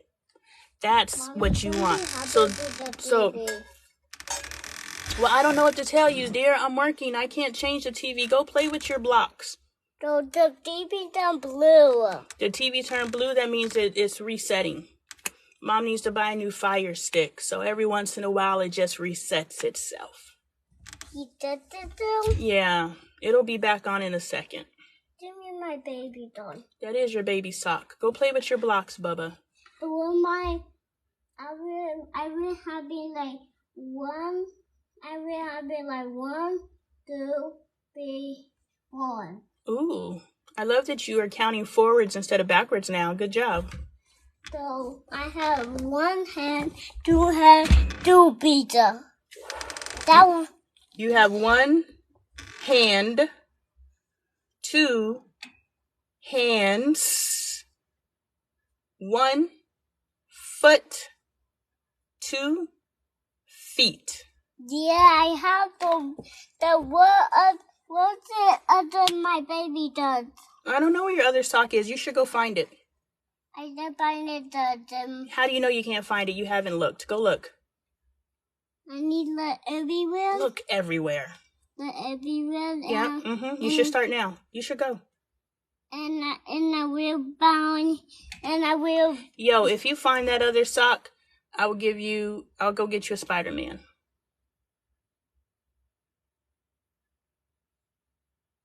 Deal? You got me? Yeah. Hey, go put that toilet paper in my bathroom for me, please. Did you run out of toilet paper? Well, it's so we don't run out of toilet paper, so I need an extra roll. You see how I'm telling him why I need the toilet paper? I'm not just telling him to do it. It's so that when he has his own bathroom, he knows to keep an extra roll of toilet paper in there so you never run out of toilet paper. Yeah, you know that. Put it on the brown shelf behind the toilet. Thank you. You're such a sweetheart. And go find your sock. Out. And you will give me a Spider-Man $3.99? Yep, we'll get you a $29.99 Spider-Man. Out. He going to dog where he have Okay, bye. a dog Nope. It's open. I'm drawing my line. Out.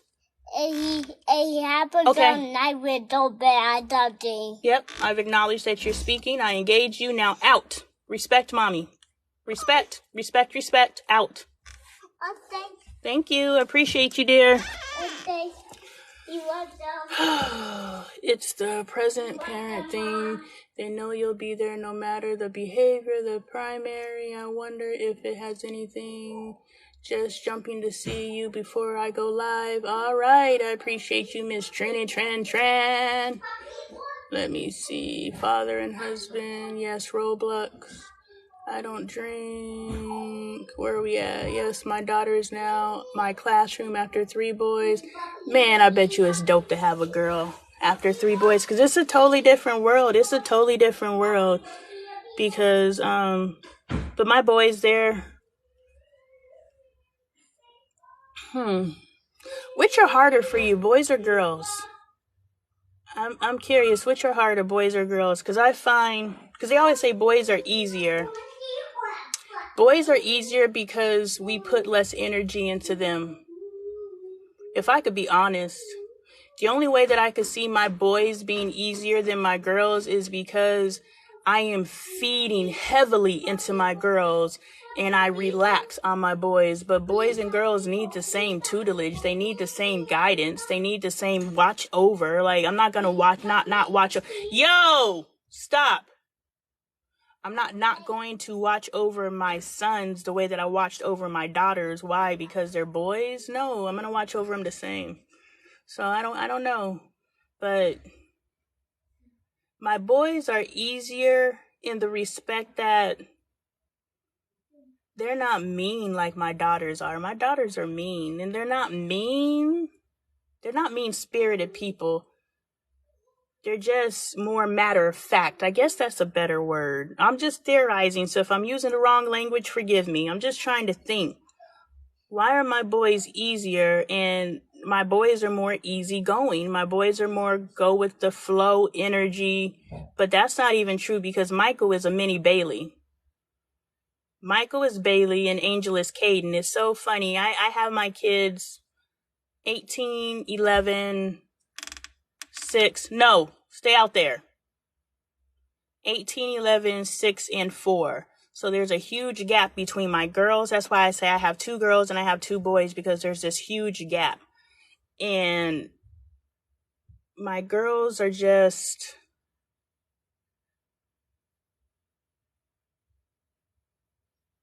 I want to say they're looking to be offended, and they want... I don't know. That's something I'm going to ponder. The difference between my boys and my girls. Resonate... boys resonate with masculinity. They do. That's why we have to continue to heal family and communicate. We have to continue. Yeah, and like attracts like. So, but the thing is, and yeah, I never made that point. Yeah, I did make that point. My boys love their father. They want to be their father when they grow up. They, Michael cut Caden's hair off because he wants to be his dad, and he wants to be big and strong like his dad and all these things. Meanwhile, Caden wants to be like his mom. I'm watching Caden because Caden likes to play in my clothes. Caden likes to play in my shoes. And I'm not saying that's indicative of anything, but I notice how Michael will say, I'm daddy, and Caden will say, I'm mommy. And I wonder if Caden's the one that has the imaginary baby, pushing his imaginary baby around in his stroller, and he could just be in touch with his feminine energy. I don't know what it is, and I'm not going to push any agenda on him, and I'm not going to push him in any certain direction. But I do know I've heard Michael say, I want to be like my dad, and Caden will pick up my nightgown and put on my clothes and say, I'm mommy. And I'm like, no, Caden, take my clothes off, so I'm watching. And it could be that he just admires his mommy. It could be something else. Who knows? And we had that conversation. Dre went into a terrible, what I consider homophobic rant the other night because the boys did something, or Caden did something that he doesn't agree with, and he just went, and my sons will not be da-da-da-da-da, and blah, blah, all that girly stuff, and blah, blah, blah, blah, blah. And I'm just listening to him. I'm just like, sir, you are teaching your children self-hate. Even if your child does not end up, however you fear your boys, because I was like, in order for you to say the things that you're saying, how can you respect? No. Okay, but I said no. Mommy's working. Please stop. How can you respect Ezra, your non-binary child? How can you have all of these biases that you're expressing in this moment and think that they don't exist when it comes to your present non-binary homosexual child? It's different. These are my sons.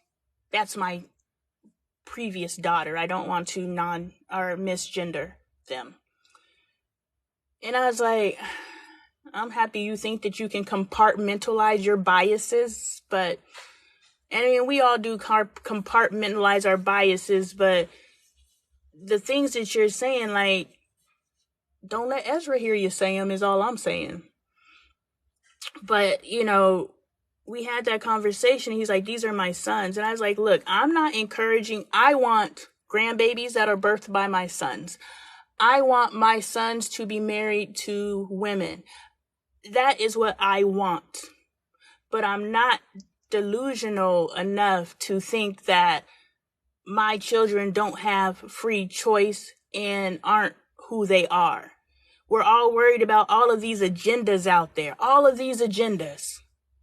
Do we feel that we have left our children? Let's check ourselves on this. Do we feel that we have left our children so much out there that the world can push their agenda on our children and they can make their choices based off of not the awareness that we have fed into them, not the self-love and self-awareness and the I know who the fuck I am. That's how I know who I am. No, we must admit if the TV and Disney and all those other people, all those agendas that we're so afraid of, that is going to turn our child any other way, we must admit if they can turn my child a certain way, that means I left my child to be raised and to decide who they are, not because of who they know who they are, not because they have a connection in knowing who they are. No, they turned on the TV and they saw that stuff and they were like, let me go try it too. So we left our kids out there if they can watch something on TV and decide this is what I want to be. I don't agree with that. Yes, there is an agenda out there. Yes, they're pushing all kinds of things. Or could it be inclusion? Could it be inclusion? There was a time where black people weren't on television. There's still a time where you rarely see an Asian or a Mexican. But there was a time that black people were not on TV. Why? Because to show black people on TV, especially in a positive light, was damning to the community. Oh my God, the agenda. They're letting the blackies in. It was an agenda of inclusion. So now it's an agenda of inclusion. And they're going to continue the agendas of inclusion.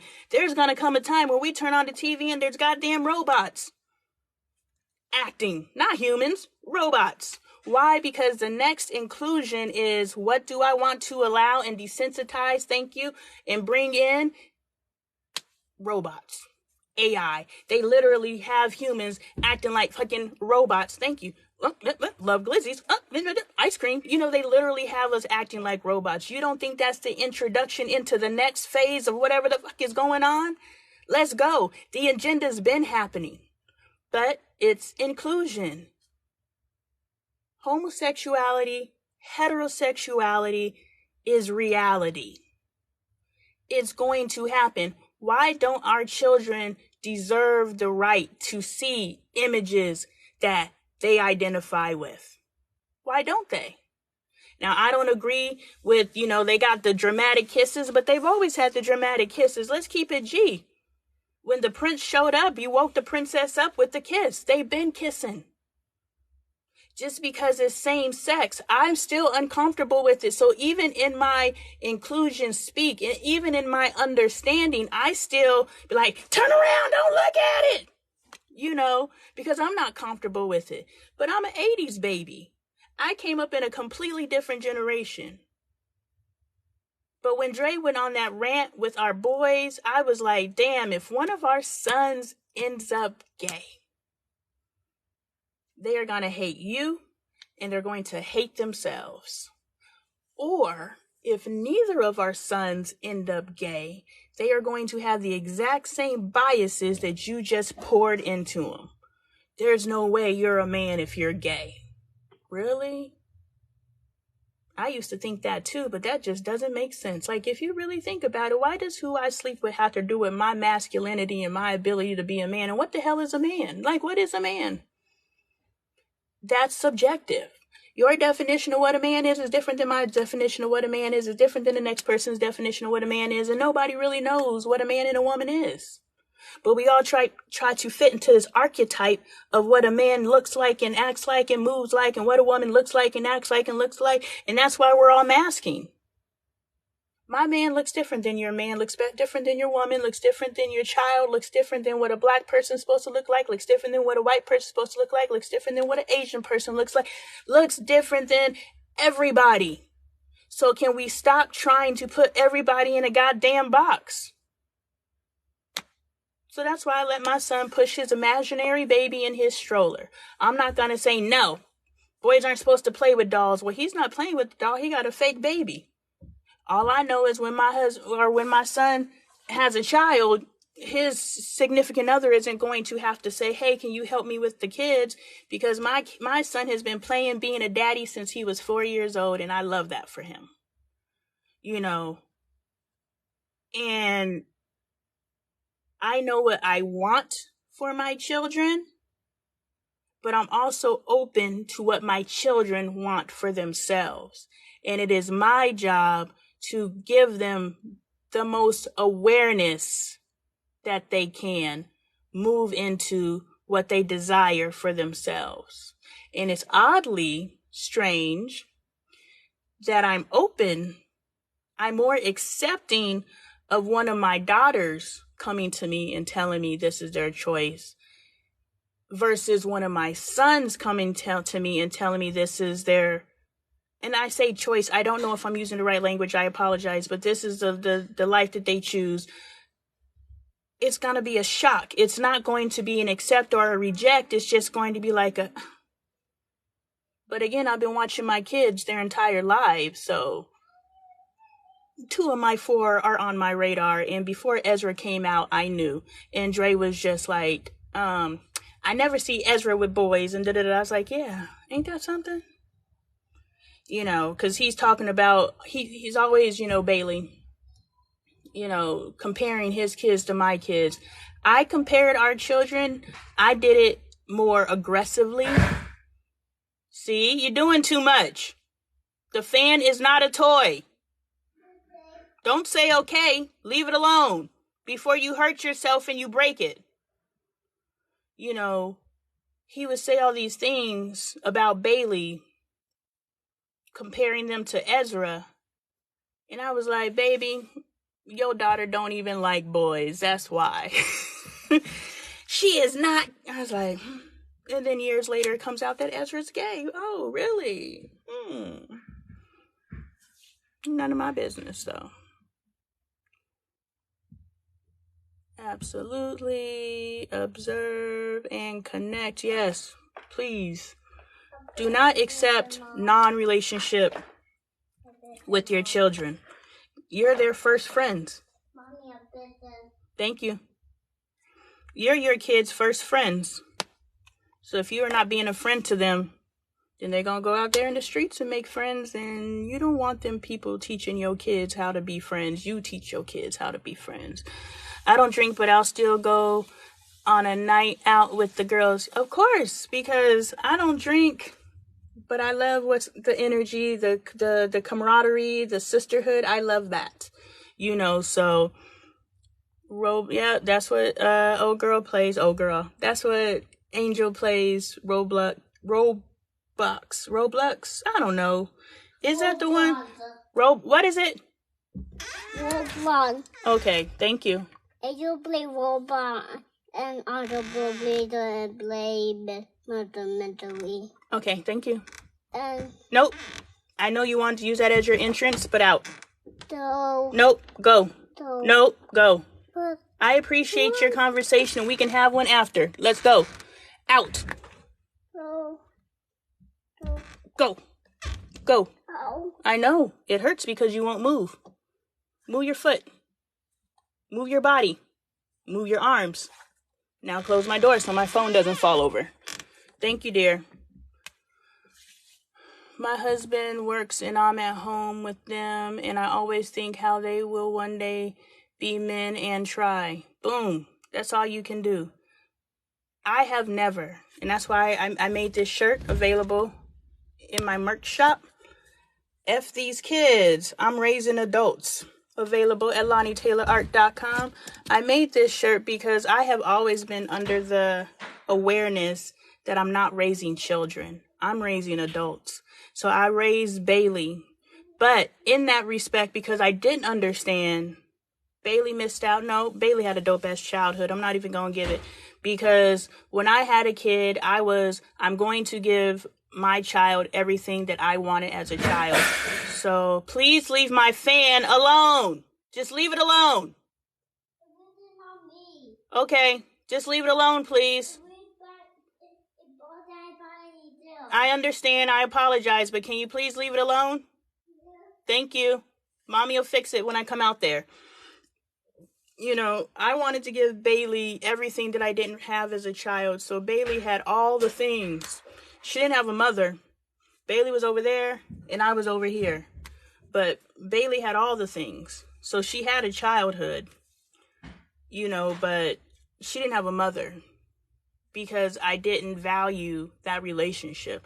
My father was over there. I was over here. And Lord only knows where my mother was.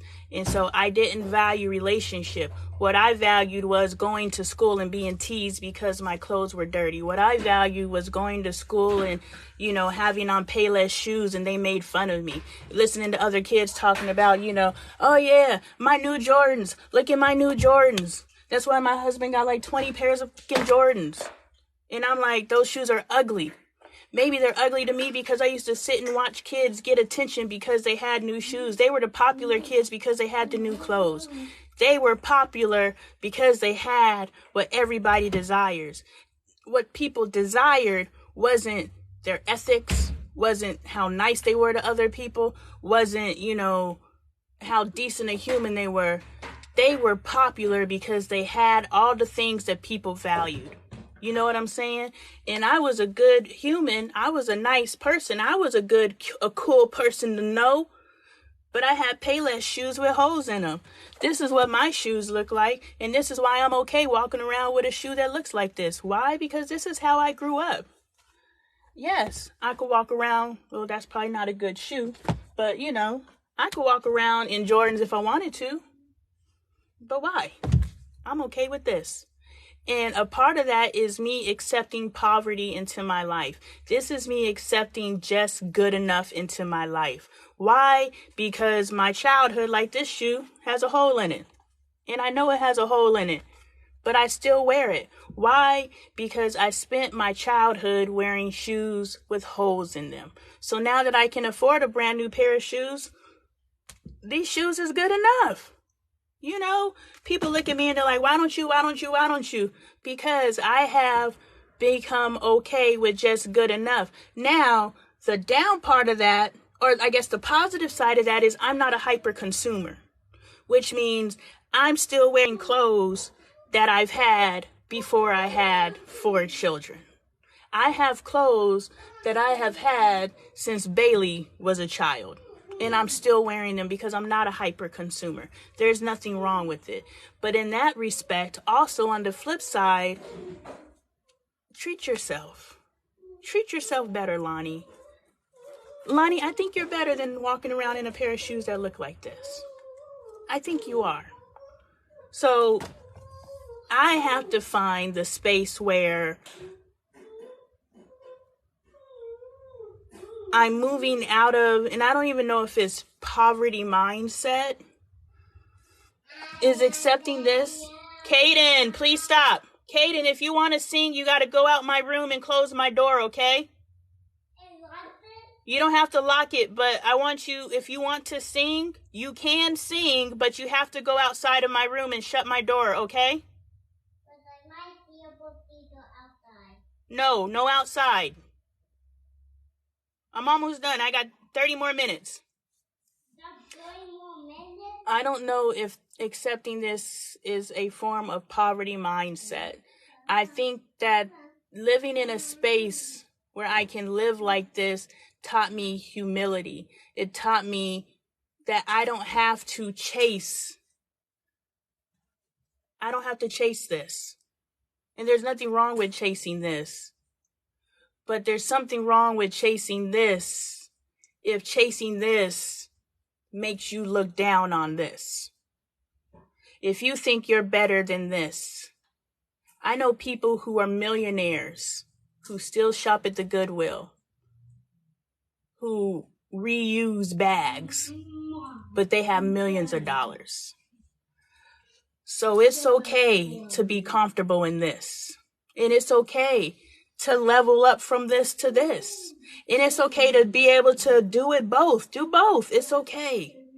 But it's when you're here and you somehow think you're better than here, or people treat you differently because you're here, then there's some biases and there's some work to be done there. And damn it, that was tip jar worthy. I'm just saying, that was a word there. Damn it. I could turn a message out of anything, can't I? Boom. Message. My husband works and I'm at home with them, and I always think, yep, you're raising men. And teach them all the things I wish my partner had been taught: to be a loving, caring, supportive father and husband. You better come through, because your husband's not able to transfer that, but you are. And because you're there all the fucking time, your voice is the loudest. Good time, Dad. Good time, Dad. But mom's going to structure them into the amazing fucking humans so that when they're fathers, they're not just a good time dad.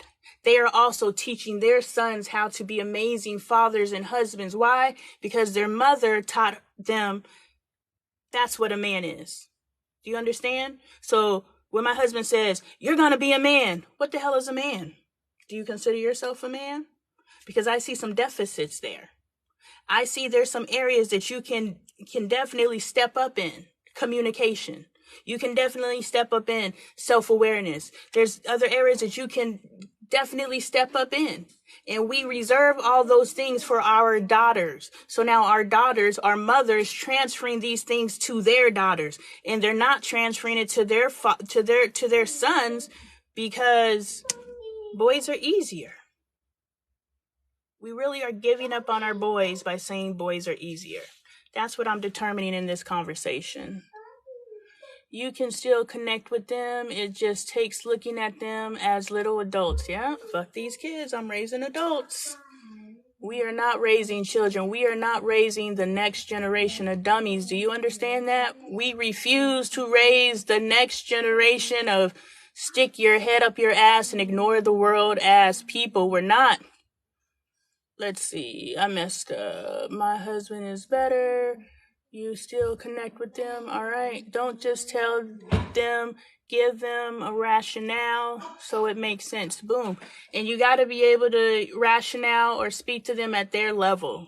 So if you pay attention to how I speak to my kids, I speak to them in my language, and then I simplify it in their language. So I say things twice. I say it so that this is the level I want you to be at, but I know this is the level that you're at. And once you make that connection, now you level up. So you may not understand the word that I just used, but because I made a connection point between a word that I use and a word that you use, one day you're going to, and now you're going to start using that language, and I could teach you the next thing. So that's every topic. We just had a conversation. I was like, when do you start talking about sex to your children? I start talking now. Michael is talking about how he has a girlfriend and, giving her hugs and sneaking kisses and stuff like that. We're having conversations now. We're not waiting until they're teenagers and they're being driven by their emotion or hormones, and they just want to stick their little thing in whatever they can stick it in. No. We're teaching you to value human relationships now. We're teaching you that physical touch is okay now. We're teaching you that holding hands and giving hugs. My boys are so freaking affectionate. You see them whenever they want to engage with me. They're like, I'm going to give you a hug. I'm going to give you a kiss. As soon as they come to me, they're way too touchy feely. I got to get a hold of that. But, they don't respect personal space. They don't. And that's because I'm free. I'm free around my kids. I don't put clothes. I change my clothes. If they're in the room, we changing clothes, and they don't even care. They're not even paying me attention. I just filmed a video where I'm working out in front of Kate, and I was just like, I know people are going to be like, oh my God, she's working out in front of her son and da da da da. I'm just working. Like, you can over-sexualize the female body. You can turn this into something. I'm not raising my son that way. It's just the human form. It's nothing for you to get excited about. It's just a person. But if we put this mystique in this stay away and stay closeted, there's something about the female body that needs to be, hidden. Now we're raising these, horn hounds that are like, every time they see a female. Why? Because whenever the female form was around, they were just like, oh no, you can't see that. That's not appropriate. You want to tell me that the female body's not appropriate? And then I'm going to get older and I don't even understand anything except for what society tells me because you didn't teach me anything. You just kept me away from it. So, I think that we need to have these conversations as soon as possible at age appropriate levels with our kids. Bailey was talking to me about some dude, like there's always a continuation of a story that we had. So she was talking to me about some, story that we've been talking about. And she was like, Angel, I don't think you should be listening to this. And I was like, how about, is there a way that you can tell me this story where Angel can listen to this? How about you level up in the way that you tell this story and figuring out how you can have this conversation in front of your sister? Because at some point, your sister's going to have to learn about niggas, and she might as well learn today. That, you know, you over here liking a guy because, you know, he does all these different things. Because there's a little boy at school that Angel likes. But when she describes him to me, I was like, I don't think that's the treatment you should be seeking. Oh, you know, but he has a nice smile and da-da-da-da-da-da-da-da. Oh, but he ignores you and he blah, blah, blah, blah, blah. Yeah, I don't care how nice his smile is. This is not a person you want to align yourself with because he does not treat you the way that you feel you deserve. And if you feel that you deserve this treatment, we've got some work to do. Because you don't deserve to be treated any type of way than like you fucking matter. I don't got to be the center of the universe, but damn it, treat me like I matter. My husband is better than me at certain connections with our sons. Yeah. And that is something that I had to learn. That is something that I had to learn. In a couple lives back, Barbara said dad energy. And it's so amazing because right after that live, Dre displayed dad energy because I was talking about how he's just so, you know, and Barbara was like, that's dad energy. And I was just like, I think that it can manifest differently. I think that that dad energy is necessary, just like that mom energy is necessary. But dad energy isn't negative. Dad energy is positive. And what my husband was doing, he was bringing that dad energy in a negative light. Right after that live that night, dad did the dad energy thing. And so I saw what Barbara was talking about. I was like, that's it right there. So our husbands or our spouses, and we need to be aware of this. Boom. I'm going to get on this. Anyway, Barbara was right. Dad energy is necessary and both energies are necessary. So if you do not have the physical father in the home, but you have men that you respect. Before Dre was my husband, he was my friend that I went to when Bailey was 5 years old. And I said, hey, do you mind being a father figure to my child? I see the type of father that you are. That man is amazing at bonds. He is fucking amazing. Like, topically, he is dad of the fucking year, you know. And I saw that. And I was like, hey, can you be the father, the dad energy for Bailey? And he was like, yeah. So that's the village. So our men have to be okay with being surrogate fathers for our fatherless children. Until we correct the ship where we have fathers who know the importance of being in their children's lives, our fatherless children, you don't understand. Where the hell did you get pepperonis from? That's not human food. Please don't eat that. On the level. Yeah, that's Kaya's food. So go put those on the kitchen counter. So Andre will come back? When Andre comes back, he'll get it. Or Ezra. Ezra actually has Kaya, so Ezra needs to come get those for Kaya. What? Go put it on the counter, please. Thank you. I appreciate you. Okay, Something, oh man, and it was so important that so it takes a village. It takes, you have no idea how many little boys and little girls Dre has raised simply by being a barber. By being a barber, he has, and I'm happy because when Dre was working in the barbershop, I'm just looking at all these different type of men, and I'm just like, ooh, you don't need to be feeding into nobody's spirit. You don't need to be feeding into nobody's spirit. You don't need to be feeding into nobody's spirit.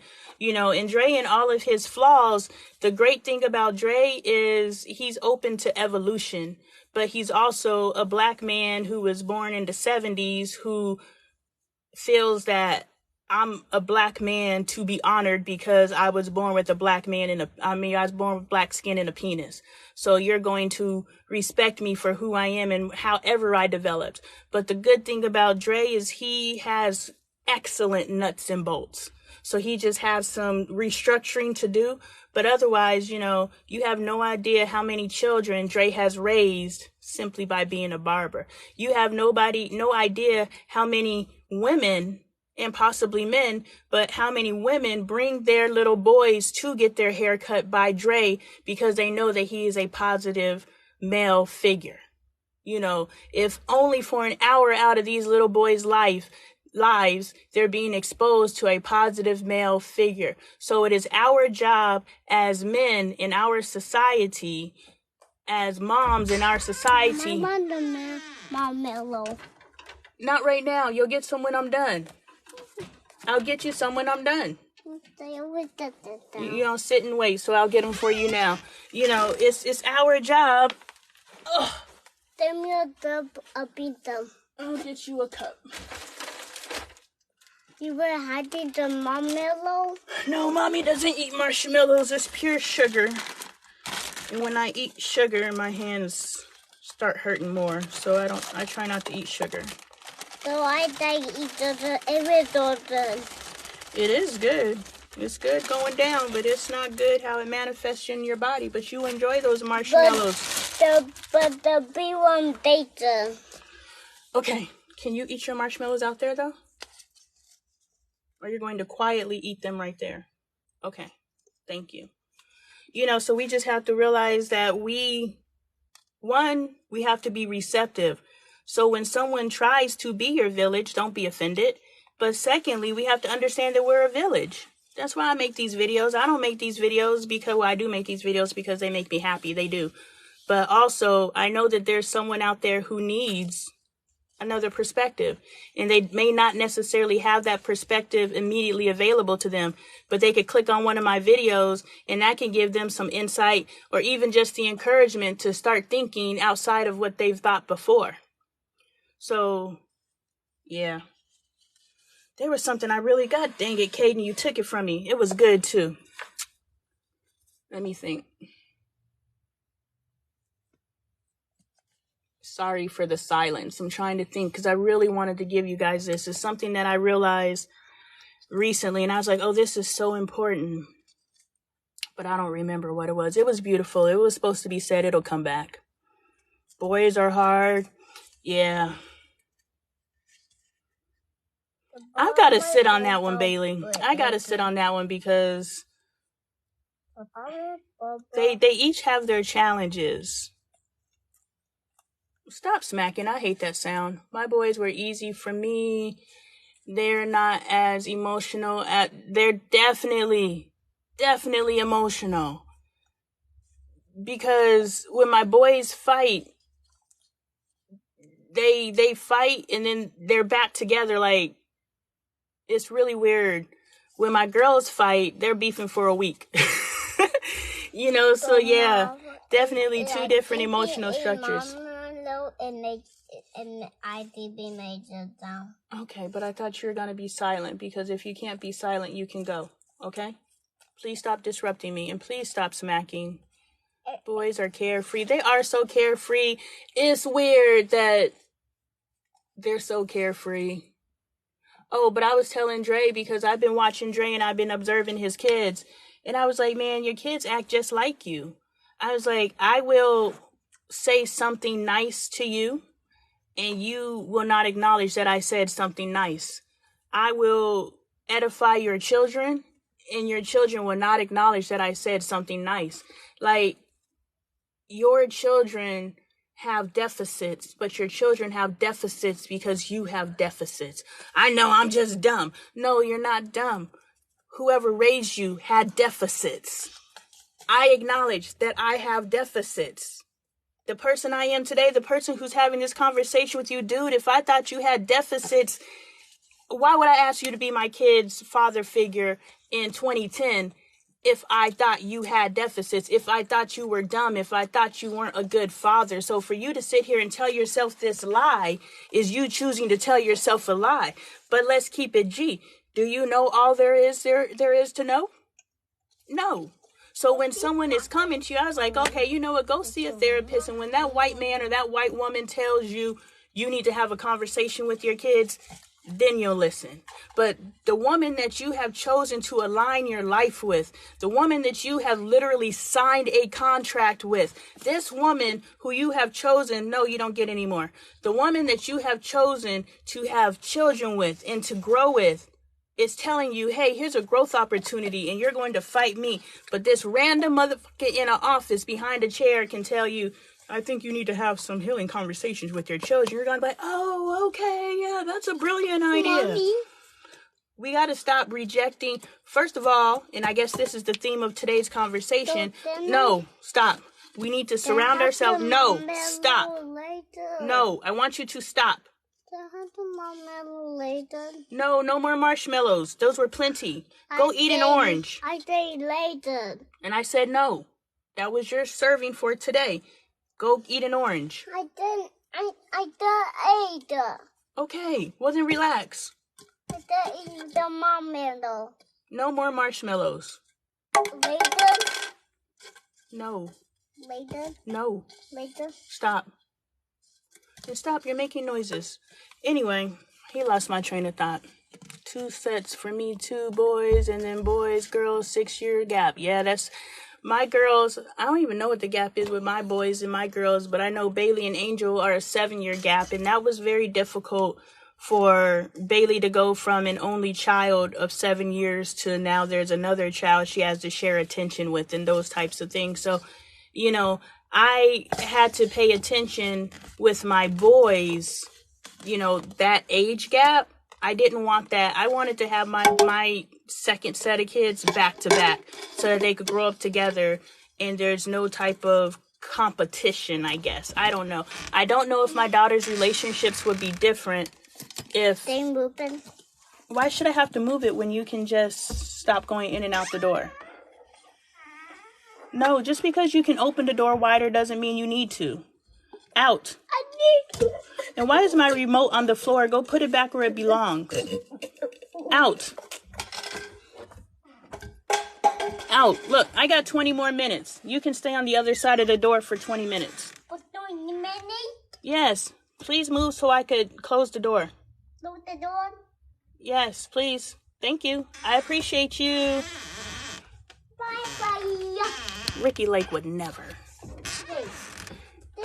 Maury Porridge would never. No. These are my humble beginnings that I could walk. I'm going to be able to look back at this and sitting in my closet and, you know, with my selfie light that I've dropped a million times and is falling to pieces, you know, and fighting with Caden. I'm going to look back at this and be like, hey, this is where I started. Yeah, I didn't want my kids, because I identified, right or wrong, the age gap between my kids was a factor. So I didn't want that with my second kid. So I was okay with getting pregnant back to back so they could be best friends instead of enemies, which I'm not saying the gap is the reason why they're enemies, but they live in 2 completely different worlds. Bailey is 18 and Angel is 11. And Angel's caught between, this is what her therapist told me, which makes perfect sense.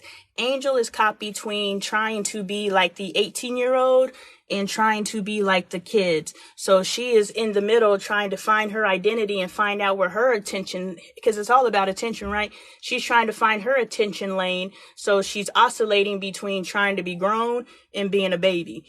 And so now I have to work with her to be like, okay, stop. Who are you?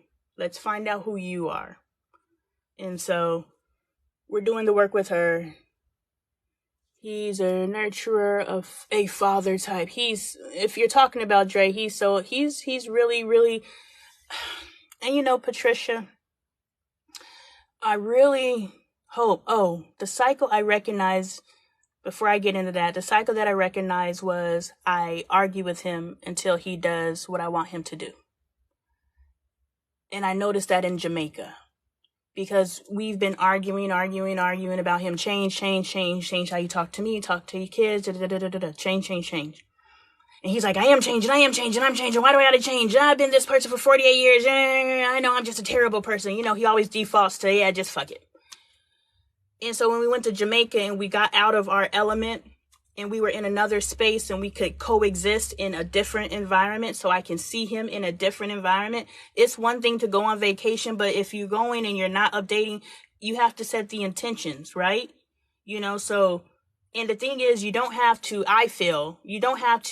necessarily set intentions every time. If you set intentions over your life, if you say, this is how I want my life to be, then life is going to move within the intentions that you set for yourself. So it's not that I got on the airplane on my way to Jamaica and said, this is going to be our healing journey and I'm going to see my husband for who he really is. No, I have set the intentions over my life that we are elevating and we going to where we need to go, and whatever's necessary on that road, let's go. So when I got to Jamaica, I saw my husband and I was like, oh, he is doing the work. He's just argumentative. Okay, this is our cycle. So now that I'm aware of this cycle, I know that me arguing him down into change is not necessary. It's our cycle. So yesterday when we were in the Jeep and we were having, our back and forth about you need to have a conversation with your kids, and he's just like, you're just trying to turn me into you. And I was like, no, you just need to have those healing conversations so you could be on solid ground with your kids. I am on solid ground with my kids. Have you asked your kids? Have you?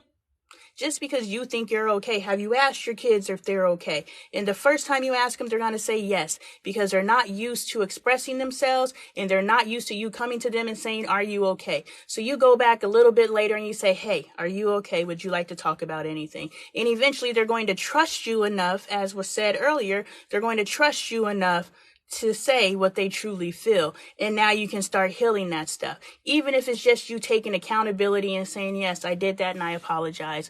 I did not have the awareness then that I have now. But, we have to be able to have those conversations. And so while I'm not yelling at him, but while we're having this conversation, something in my brain clicks. It was like, Lonnie, this is the cycle. This is you fussing at him because you've identified another growth area, and now you're going to bully him into submission until he does the work, and it doesn't work. It doesn't work. So shut the fuck up. And I was like, boom, you know what, Dre? I apologize. I just realized I have entered into one of our cycles, and you don't deserve that. You can handle your relationship. Because he was like, what does my relationship with my kids have to do with you? And I was just like, I'm trying to have a cohesive family unit. I want all of us to be okay, which means you need to have a conversation with Bailey, Angel, Michael, Caden, Ezra, Andre Jr., and me. You need to have a conversation. I need to have a conversation with everybody. Bailey needs to have a conversation with everybody. Angel needs to have a conversation with everybody. We all need to have conversations with each other to clear any air.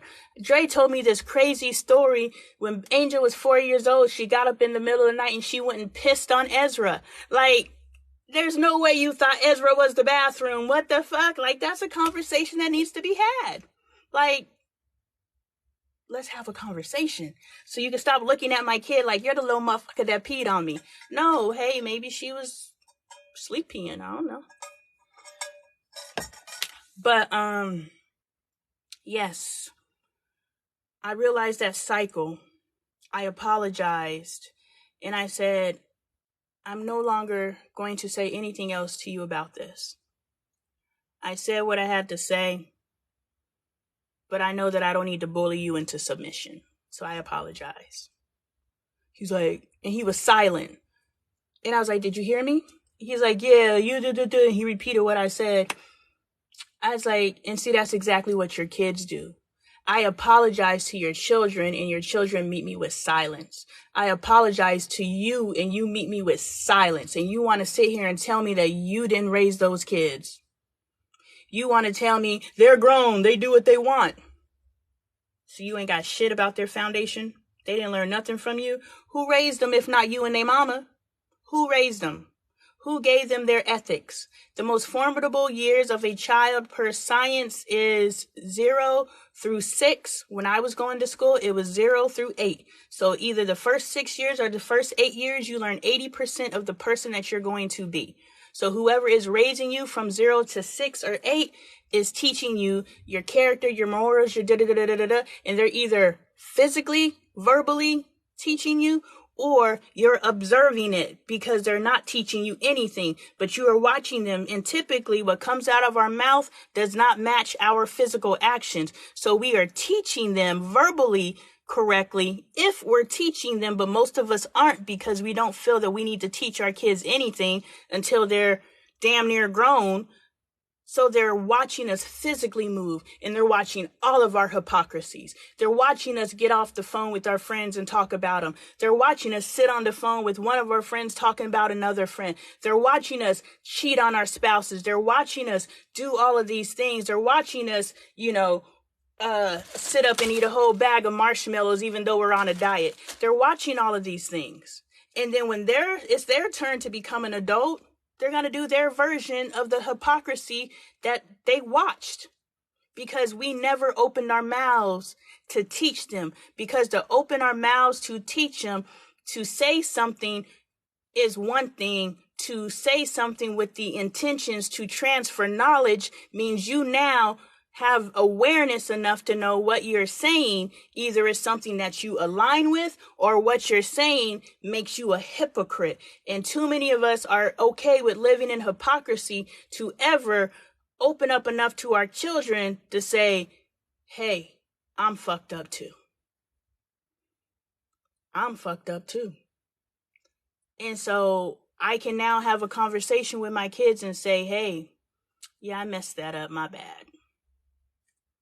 But let's do better now.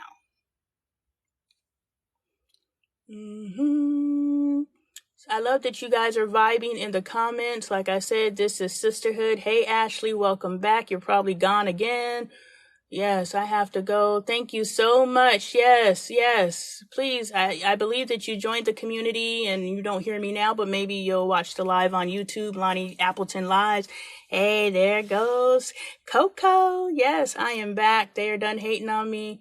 Yes, they love that. Oh, yes, you like my shirt. These Kids I'm Raising Adults, available at LoneeTaylorArt.com. Yes, I love my little shirt. It's all of my merch speaks to me. It's a lot of my sayings, but they're not just like, they have meaning. And so when I say they speak to me, that means they have meaning. These kids, like, I hate kids. And I'm so conflicted when I say that. Does that mean you hate your children? No, I just hate the kid space. Since I've been in here, my child done broke my fan. Since I done been in here, my child done did all these different kid things. They climbing on me. They using my shirt to clean my whiteboard. Like, my red shirt now has black dry erase marker smeared on me, and our washing machine is broken, so I can't even wash my shirt to get the damn ink out of my shirt. That's kid shit. These kids, I hate kids, because it's a stage that I'm raising adults, that my adults that I'm raising, we got to get through this kid stage. And I hate this kid stage, because all they do is tear everything up. I lost my yesterday because Michael came home and somehow between him and Caden ripped the top off of his liquid glue, which I don't even know why Dre bought the liquid glue, but he's so out of touch with school supply shopping, and he went school supply shopping for Michael because he had the car, and so he bought liquid glue. I was like, why do they even sell liquid glue anymore? No one uses liquid glue. They use a glue stick. Anyway, Michael or Caden takes the top off of the liquid glue, and now there's liquid glue all over the floors, all over the backpack, all over everything. And this is kid shit. And I lost my stuff. I was like, I'm so tired of you.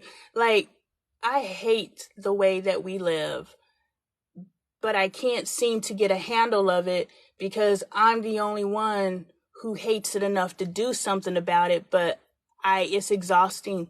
I'm not cleaning for 5 hours a day. And the way that this family moves, I would be cleaning for 5 hours a day. And how to correct it, I'm continuously correcting it, but the behaviors aren't going to change until it clicks in. That's why we can look at people who are like, I changed.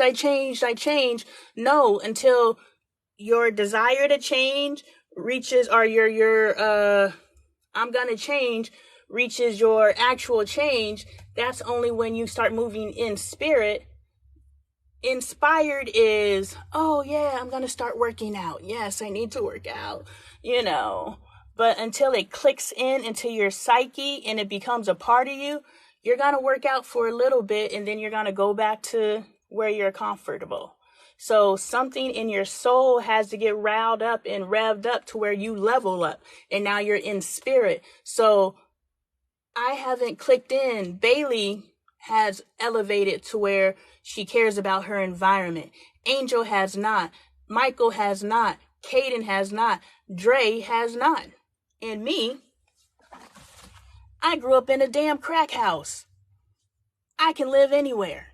So, I have all the nuts and bolts of being raised by a military man who literally made me do the military corners on my bed when I made my bed, but he didn't teach me the how. He didn't transfer the knowledge like Patricia said earlier, where you don't just tell your kids, but you tell them the why, so they develop the comprehension. My dad just told me to do, and so I just did.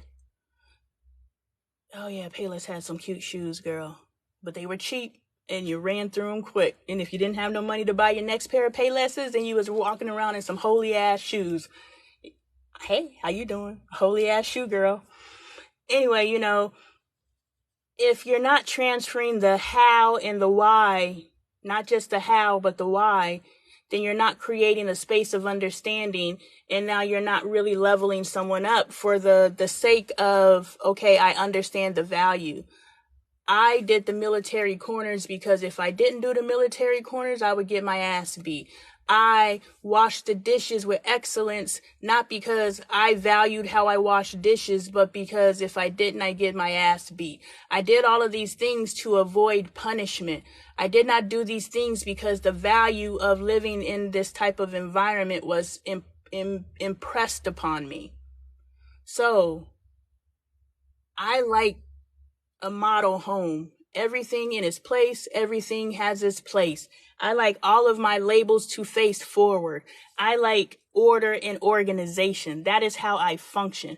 But nobody else in this house functions that way. So in order for my sanity, I go back to Crack House Lonnie. And Crack House Lonnie, you like it, I love it. Because it's less work for me, less stress for me. But in the other flip side, I was like, it's stressful to live like this. So it's like, it's whatever. I don't know why I went on that rant. I remember that. I'm so glad I didn't teach my kids to be materialistic. Thank God. Oh man, I love my little whatever shoes. Like now that I'm an adult, I would get a shoe from anywhere. Like, now, when I'm thinking about standing on my feet all day, and I guess that's one of the reasons why my husband buys the shoes that he buys, because he stands on his feet all day. So apparently these are better than, but these are New Balances. This was a good shoe. I bought these in Vegas because we were walking the strip and I was in flip-flops. I was walking the Vegas strip in flip-flops, y'all. So we stopped at a shoe store and I bought these shoes. But I'm an artist, so I started arting in these shoes. And so that's what you see all over them. That's paint and all kinds of stuff. And, this was a good shoe. This was a good shoe. And I done wore this thing to where the sole ain't even soling no more. I done walked the sole out of my damn shoe. Yeah, but a shoe is a shoe. Is a shoe is a shoe. Thank you so much. But with the props too. Oh, I done lost my spot. Let me see. Young Ashley, where did you go? Oh, hey, Von Trees. I know I'm so behind on my comments. Hopefully I've been able to give y'all some good stuff. Better to hear it from you first. Yes. Lon, do you do panels? I can. You got to school me on that, where we're all just sitting. I think Ashley suggested that. So if you teach me how to do panels, I would love not to have to sit here and talk for 3 hours by myself. So yes, DM me if you're still on here and let me know what the panel would look like.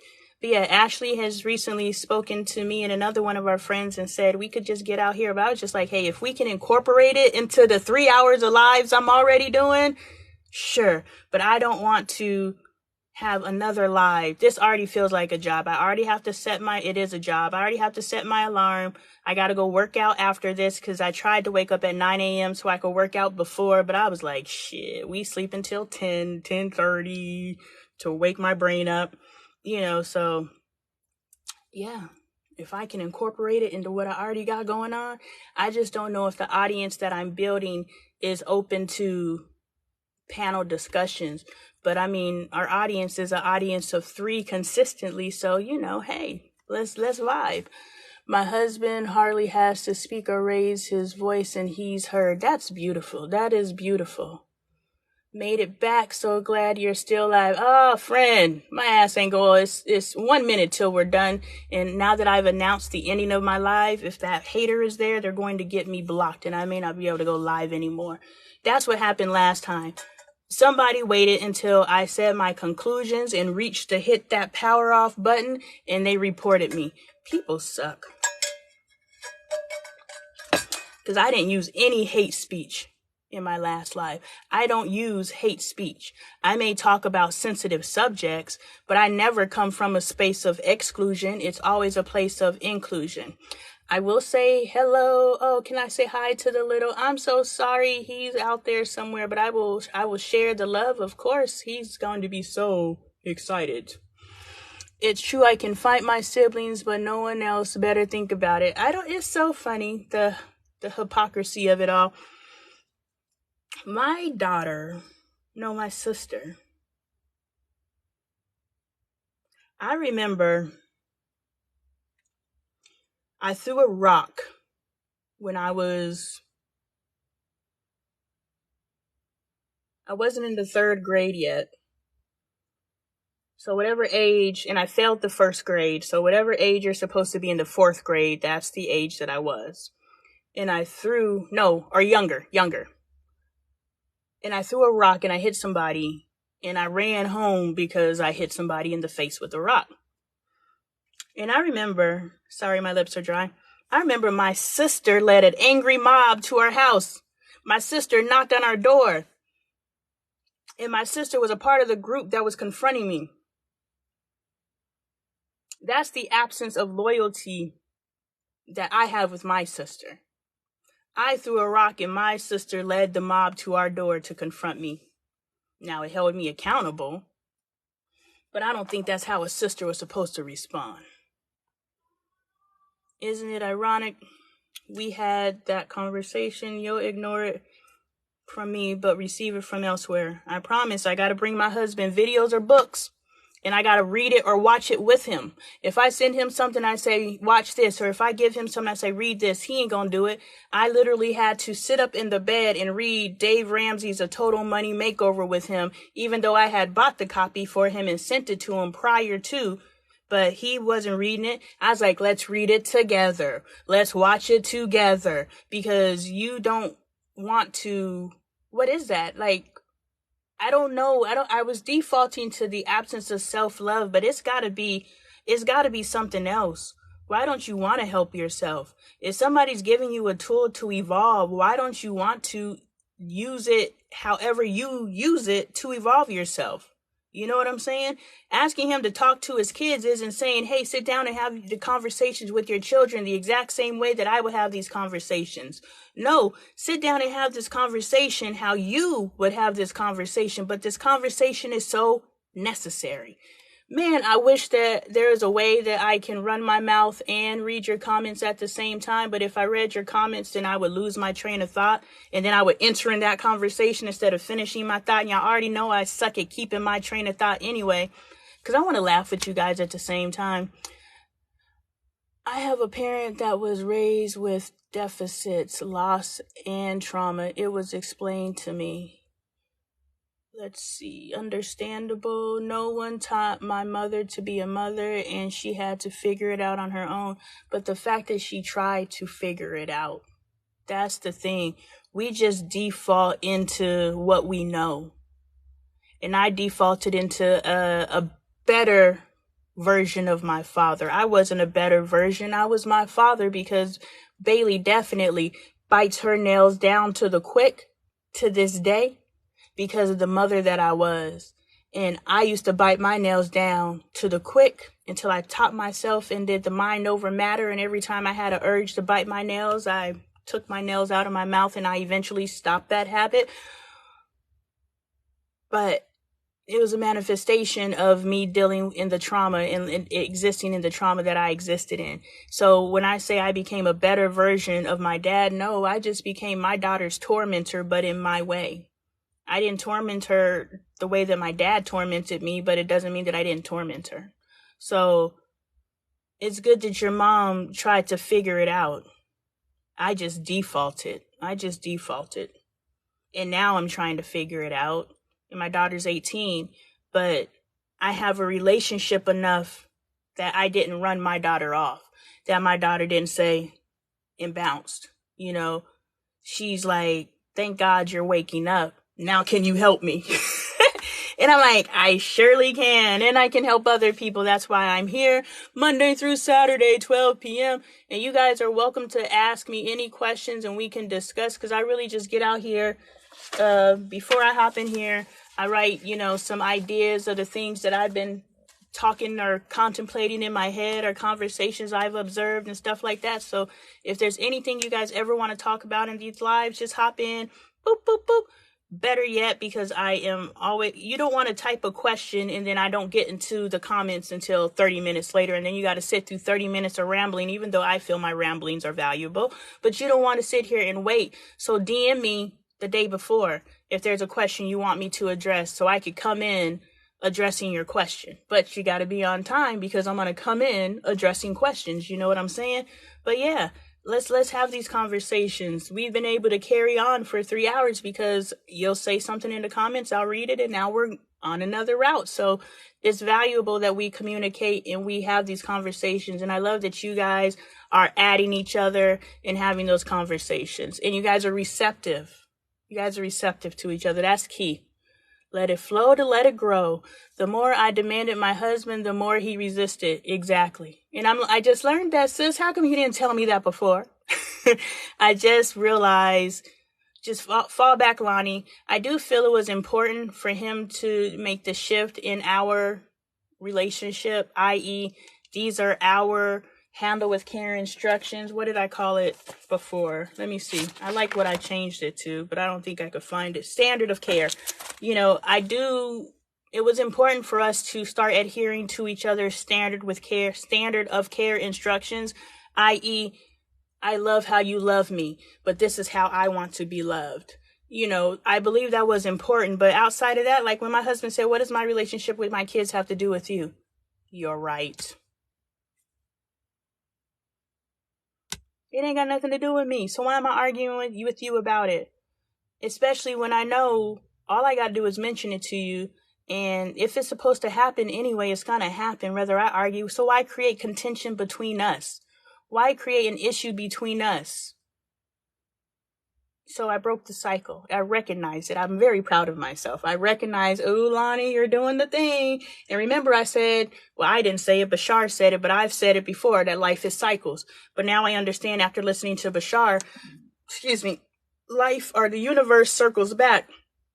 And it's like, are you going to react the exact same way that you used to react? Or are you going to react in a new way? Because if you react in a new way, I know that you're ready to level up.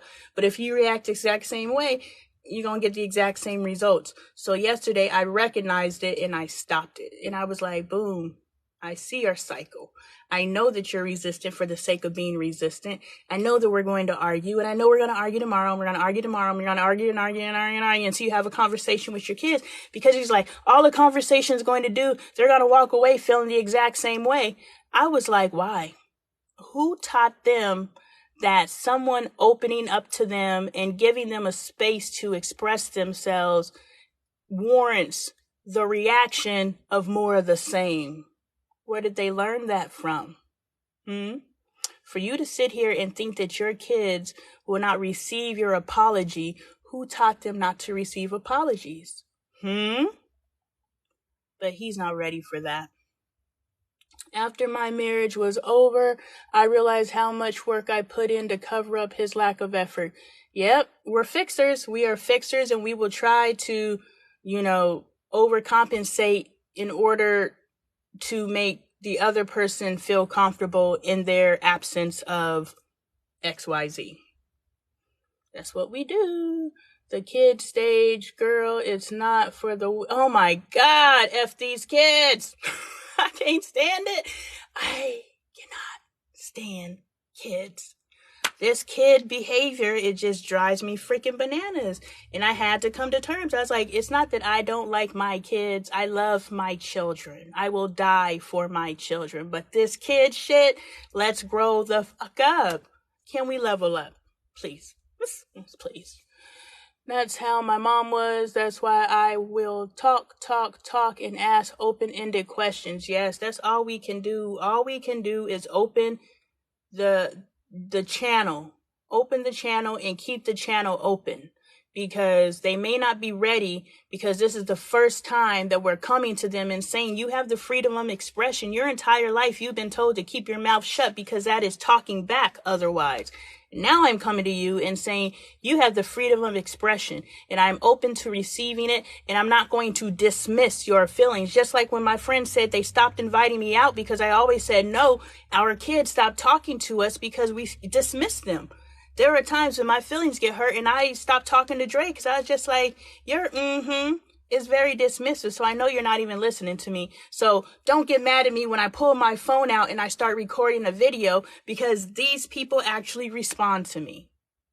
I actually have community here. So don't get mad at me when I'm talking to you, because I was like, look, when my brain is what attracted you. He was like, yeah, but too much of a good thing. I was like, that makes sense. So I don't need to be this person all the time. I don't know how to be anything else now that I've opened it up, because I've repressed. Look, boom. This is why I have struggled, and I'm not going to say I'm presently struggling raising my kids, but I struggled figuring out how to raise my kids without putting them under my thumb, because it's never been demonstrated to me any other way. And honestly, the way that I'm raising my kids, I have yet to say this, is the white way. The way that I raise my kids, giving them autonomy, allowing them to speak for themselves and to develop their own character, that's how white people raise their kids. And I'm not saying that's everything that I'm doing is what they're doing, but allowing my kids to talk back and to have freedom of expression, that's what they do over there. We don't do that over here.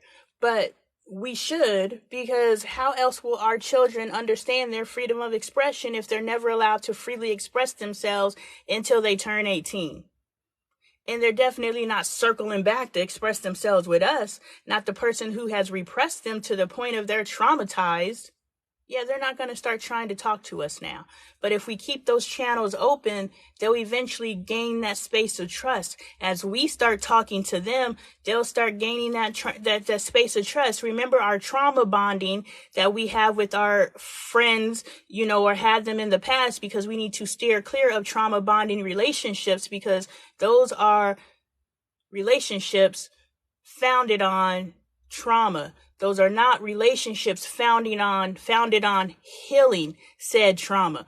We are in a form of quote unquote trauma bonding, but we are like trauma healing. You know what I'm saying? So now we are not trauma bonding. We are actually elevating each other, because we are not talking about our shared trauma just to talk about our shared trauma. And now we go live our lives until we come back with our, and we sip our tea together about our shared trauma again. No, we're going to have our conversations from a space of elevation. This is something that I experienced, and this is how I learned from it. That is different. That is different in trauma bonding. Our relationships in the past or presently have been, I'm going to identify this trauma, and the person I'm talking to is like, I have the exact same trauma. Stops right there. That's trauma bonding. Now, what we are doing here is we are identifying the trauma, and you're like, I can relate to you because I have that trauma as well. And now we're healing it through conversation. And that is the difference between spirit, topical conversations, i.e. shared trauma, and healing said trauma at the soul level. The soul level is doing the work, because we experience the trauma because it's necessary for us to elevate and become who we are. We came to this earth to have experiences, good or bad. We came to this earth to have experiences. And so in having those experiences can potentially cause trauma. Now, trauma awareness, I just made that shit up, but let's run with it. Trauma awareness is being aware that what you're experiencing can cause you trauma depending on your perspective. You know what I'm saying? We can all experience the exact same thing. There are people who lived through the Holocaust, who were in concentration camps, and their parents structured it to where this was a game that they were playing. So every day it was a game of survival. And so the way that they looked at it, it wasn't that I was in a concentration camp. It was, this is a game, because their parents program their brain to see it as such. And so while those people over there are suffering, this child is over here like, this is a game. So they were both traumatized, but one is traumatized into stagnation, i.e., I cannot overcome what has happened to me because I'm so traumatized. And we get it. The Holocaust was fucking traumatizing. But there's someone else who's like, yes, I went through this experience and this is how I grew from it. So we can stay stuck in trauma, or we can use that trauma to heal ourselves and grow. But guaranteed, anything that you've gone through in this lifetime, and every lifetime before, and every lifetime after, because I believe in reincarnation, everything that you're going through in this lifetime is to help you grow and evolve and become a better version of yourself. So trauma bonding relationships, we stay stuck in that trauma. Don't open the door. Nope, leave it alone. Nope, stop. You're running off my phone. Done? Yes, I should have been done 15 minutes ago, but Mom went on a rant. So you tell me. I know it's my fault. I apologize. I'm almost done. Let me just finish this thought. So you did. I almost done. I know. So you did.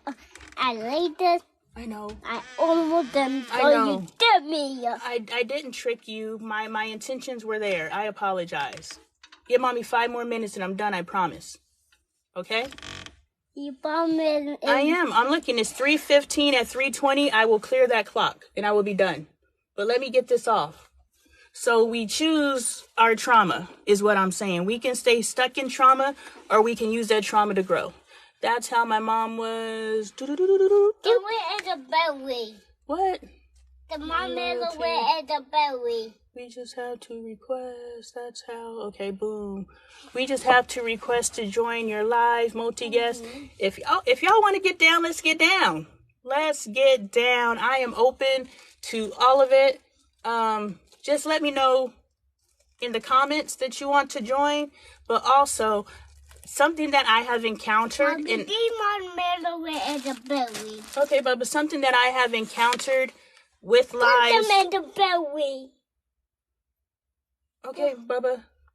I'm not going to get off in 15 minutes 5 minutes if you keep interrupting me. So let me get this off. The thing, oopsie, that's not what you get. Do better. Stabilize. And I was moving while you were moving, my bad. You know, so something that we have to, if we do get on a panel, we can't be long-winded. Stop touching my glasses, like that doesn't make sense. You're putting handprints on them and now I can't see. We have to not be long-winded because we have to all have the space to share. So if we do get on a panel, I'll say my piece and I'll be quiet. You say your piece and you be quiet, and we just allow everyone to speak. You know what I'm saying? That's something that I run into when I'm on live with people, is they get so passionate about what they're talking about. And I'm like, we want to join the conversation too. So I'm down for the panels. That's just something that stop it. That's just something that I observed. And so my glasses are dirty now. And so if we can panel that way where we all, but I can't read without my damn glasses. I'm not even going to try. I have just loved your content since I found you. Oh, thank you. I love, that's why I'm here. And that confirmation just keeps me going, so I appreciate it, that we're able to grow together. And thank you. Because that just fed me. You know what I'm saying? I believe that based off of this comment, I fed you and you just fed me. So thank you. Loyalty is rare. at your sister leading mob to you. Oh, thank you. See, 2 in a row. Thank you so much for your appreciation. We deserve a place where we can be transparent. We deserve a place where we can let our hair down. I'm trying to embrace this stuff on my head. I think I have a good thing going, but the process has been a mess. I told Dre to buy me a relaxer because I don't know what to do with this stuff on my head. So, I'm happy that we are creating a space, and please let your friends know, leave my board alone because you're going to mess around and touch my shirt and then I'm going to have black ink on my shirt. Just chill, boy. I'm happy we've created this space. I'm trying to be a woman of my word and get this off in the next 30 seconds. I have had some disrespect from relatives over raising my kids to be what they want. Stop. You're being disruptive. One more disruption, you buy me another minute. Yeah, they don't understand. They don't understand progression. And so they will bully you, i.e. disrespect you, back into complacency. We are done being complacent with how we raise our children. We are done being complacent and receiving and accepting brokenness in our relationships. If our marriage isn't working, it's not that we can't make it work. We just need to have the awareness that it's possible to make this work. It's 3:20, y'all, and it's so tough to hold my ground. The trauma ended with my mother. Hold your ground, baby. Hold your ground. Cut them people off. She may not know what to do, but at the least she knows what doesn't work. Boom. I don't know what to do either, but I know what I've been doing doesn't work. So if him sitting on my shoulders while I'm recording a live and I got to redirect him every 5 seconds, if this is what's working right now, this is better than go sit your ass down. I know, right? Yes. Oh, I made it to no, I didn't make it to the bottom. It's my daughters right there. It's time. Mama, see you tomorrow. Yes. All right. Thank you so much. I'm sorry if I missed any of your comments, but I want to be a woman of my word. He already called me on my hypocrisy for saying that I'll be done and I wasn't done. So thank you all. I will see you tomorrow, 12 p.m. Pacific Standard Time, California time. Thank you.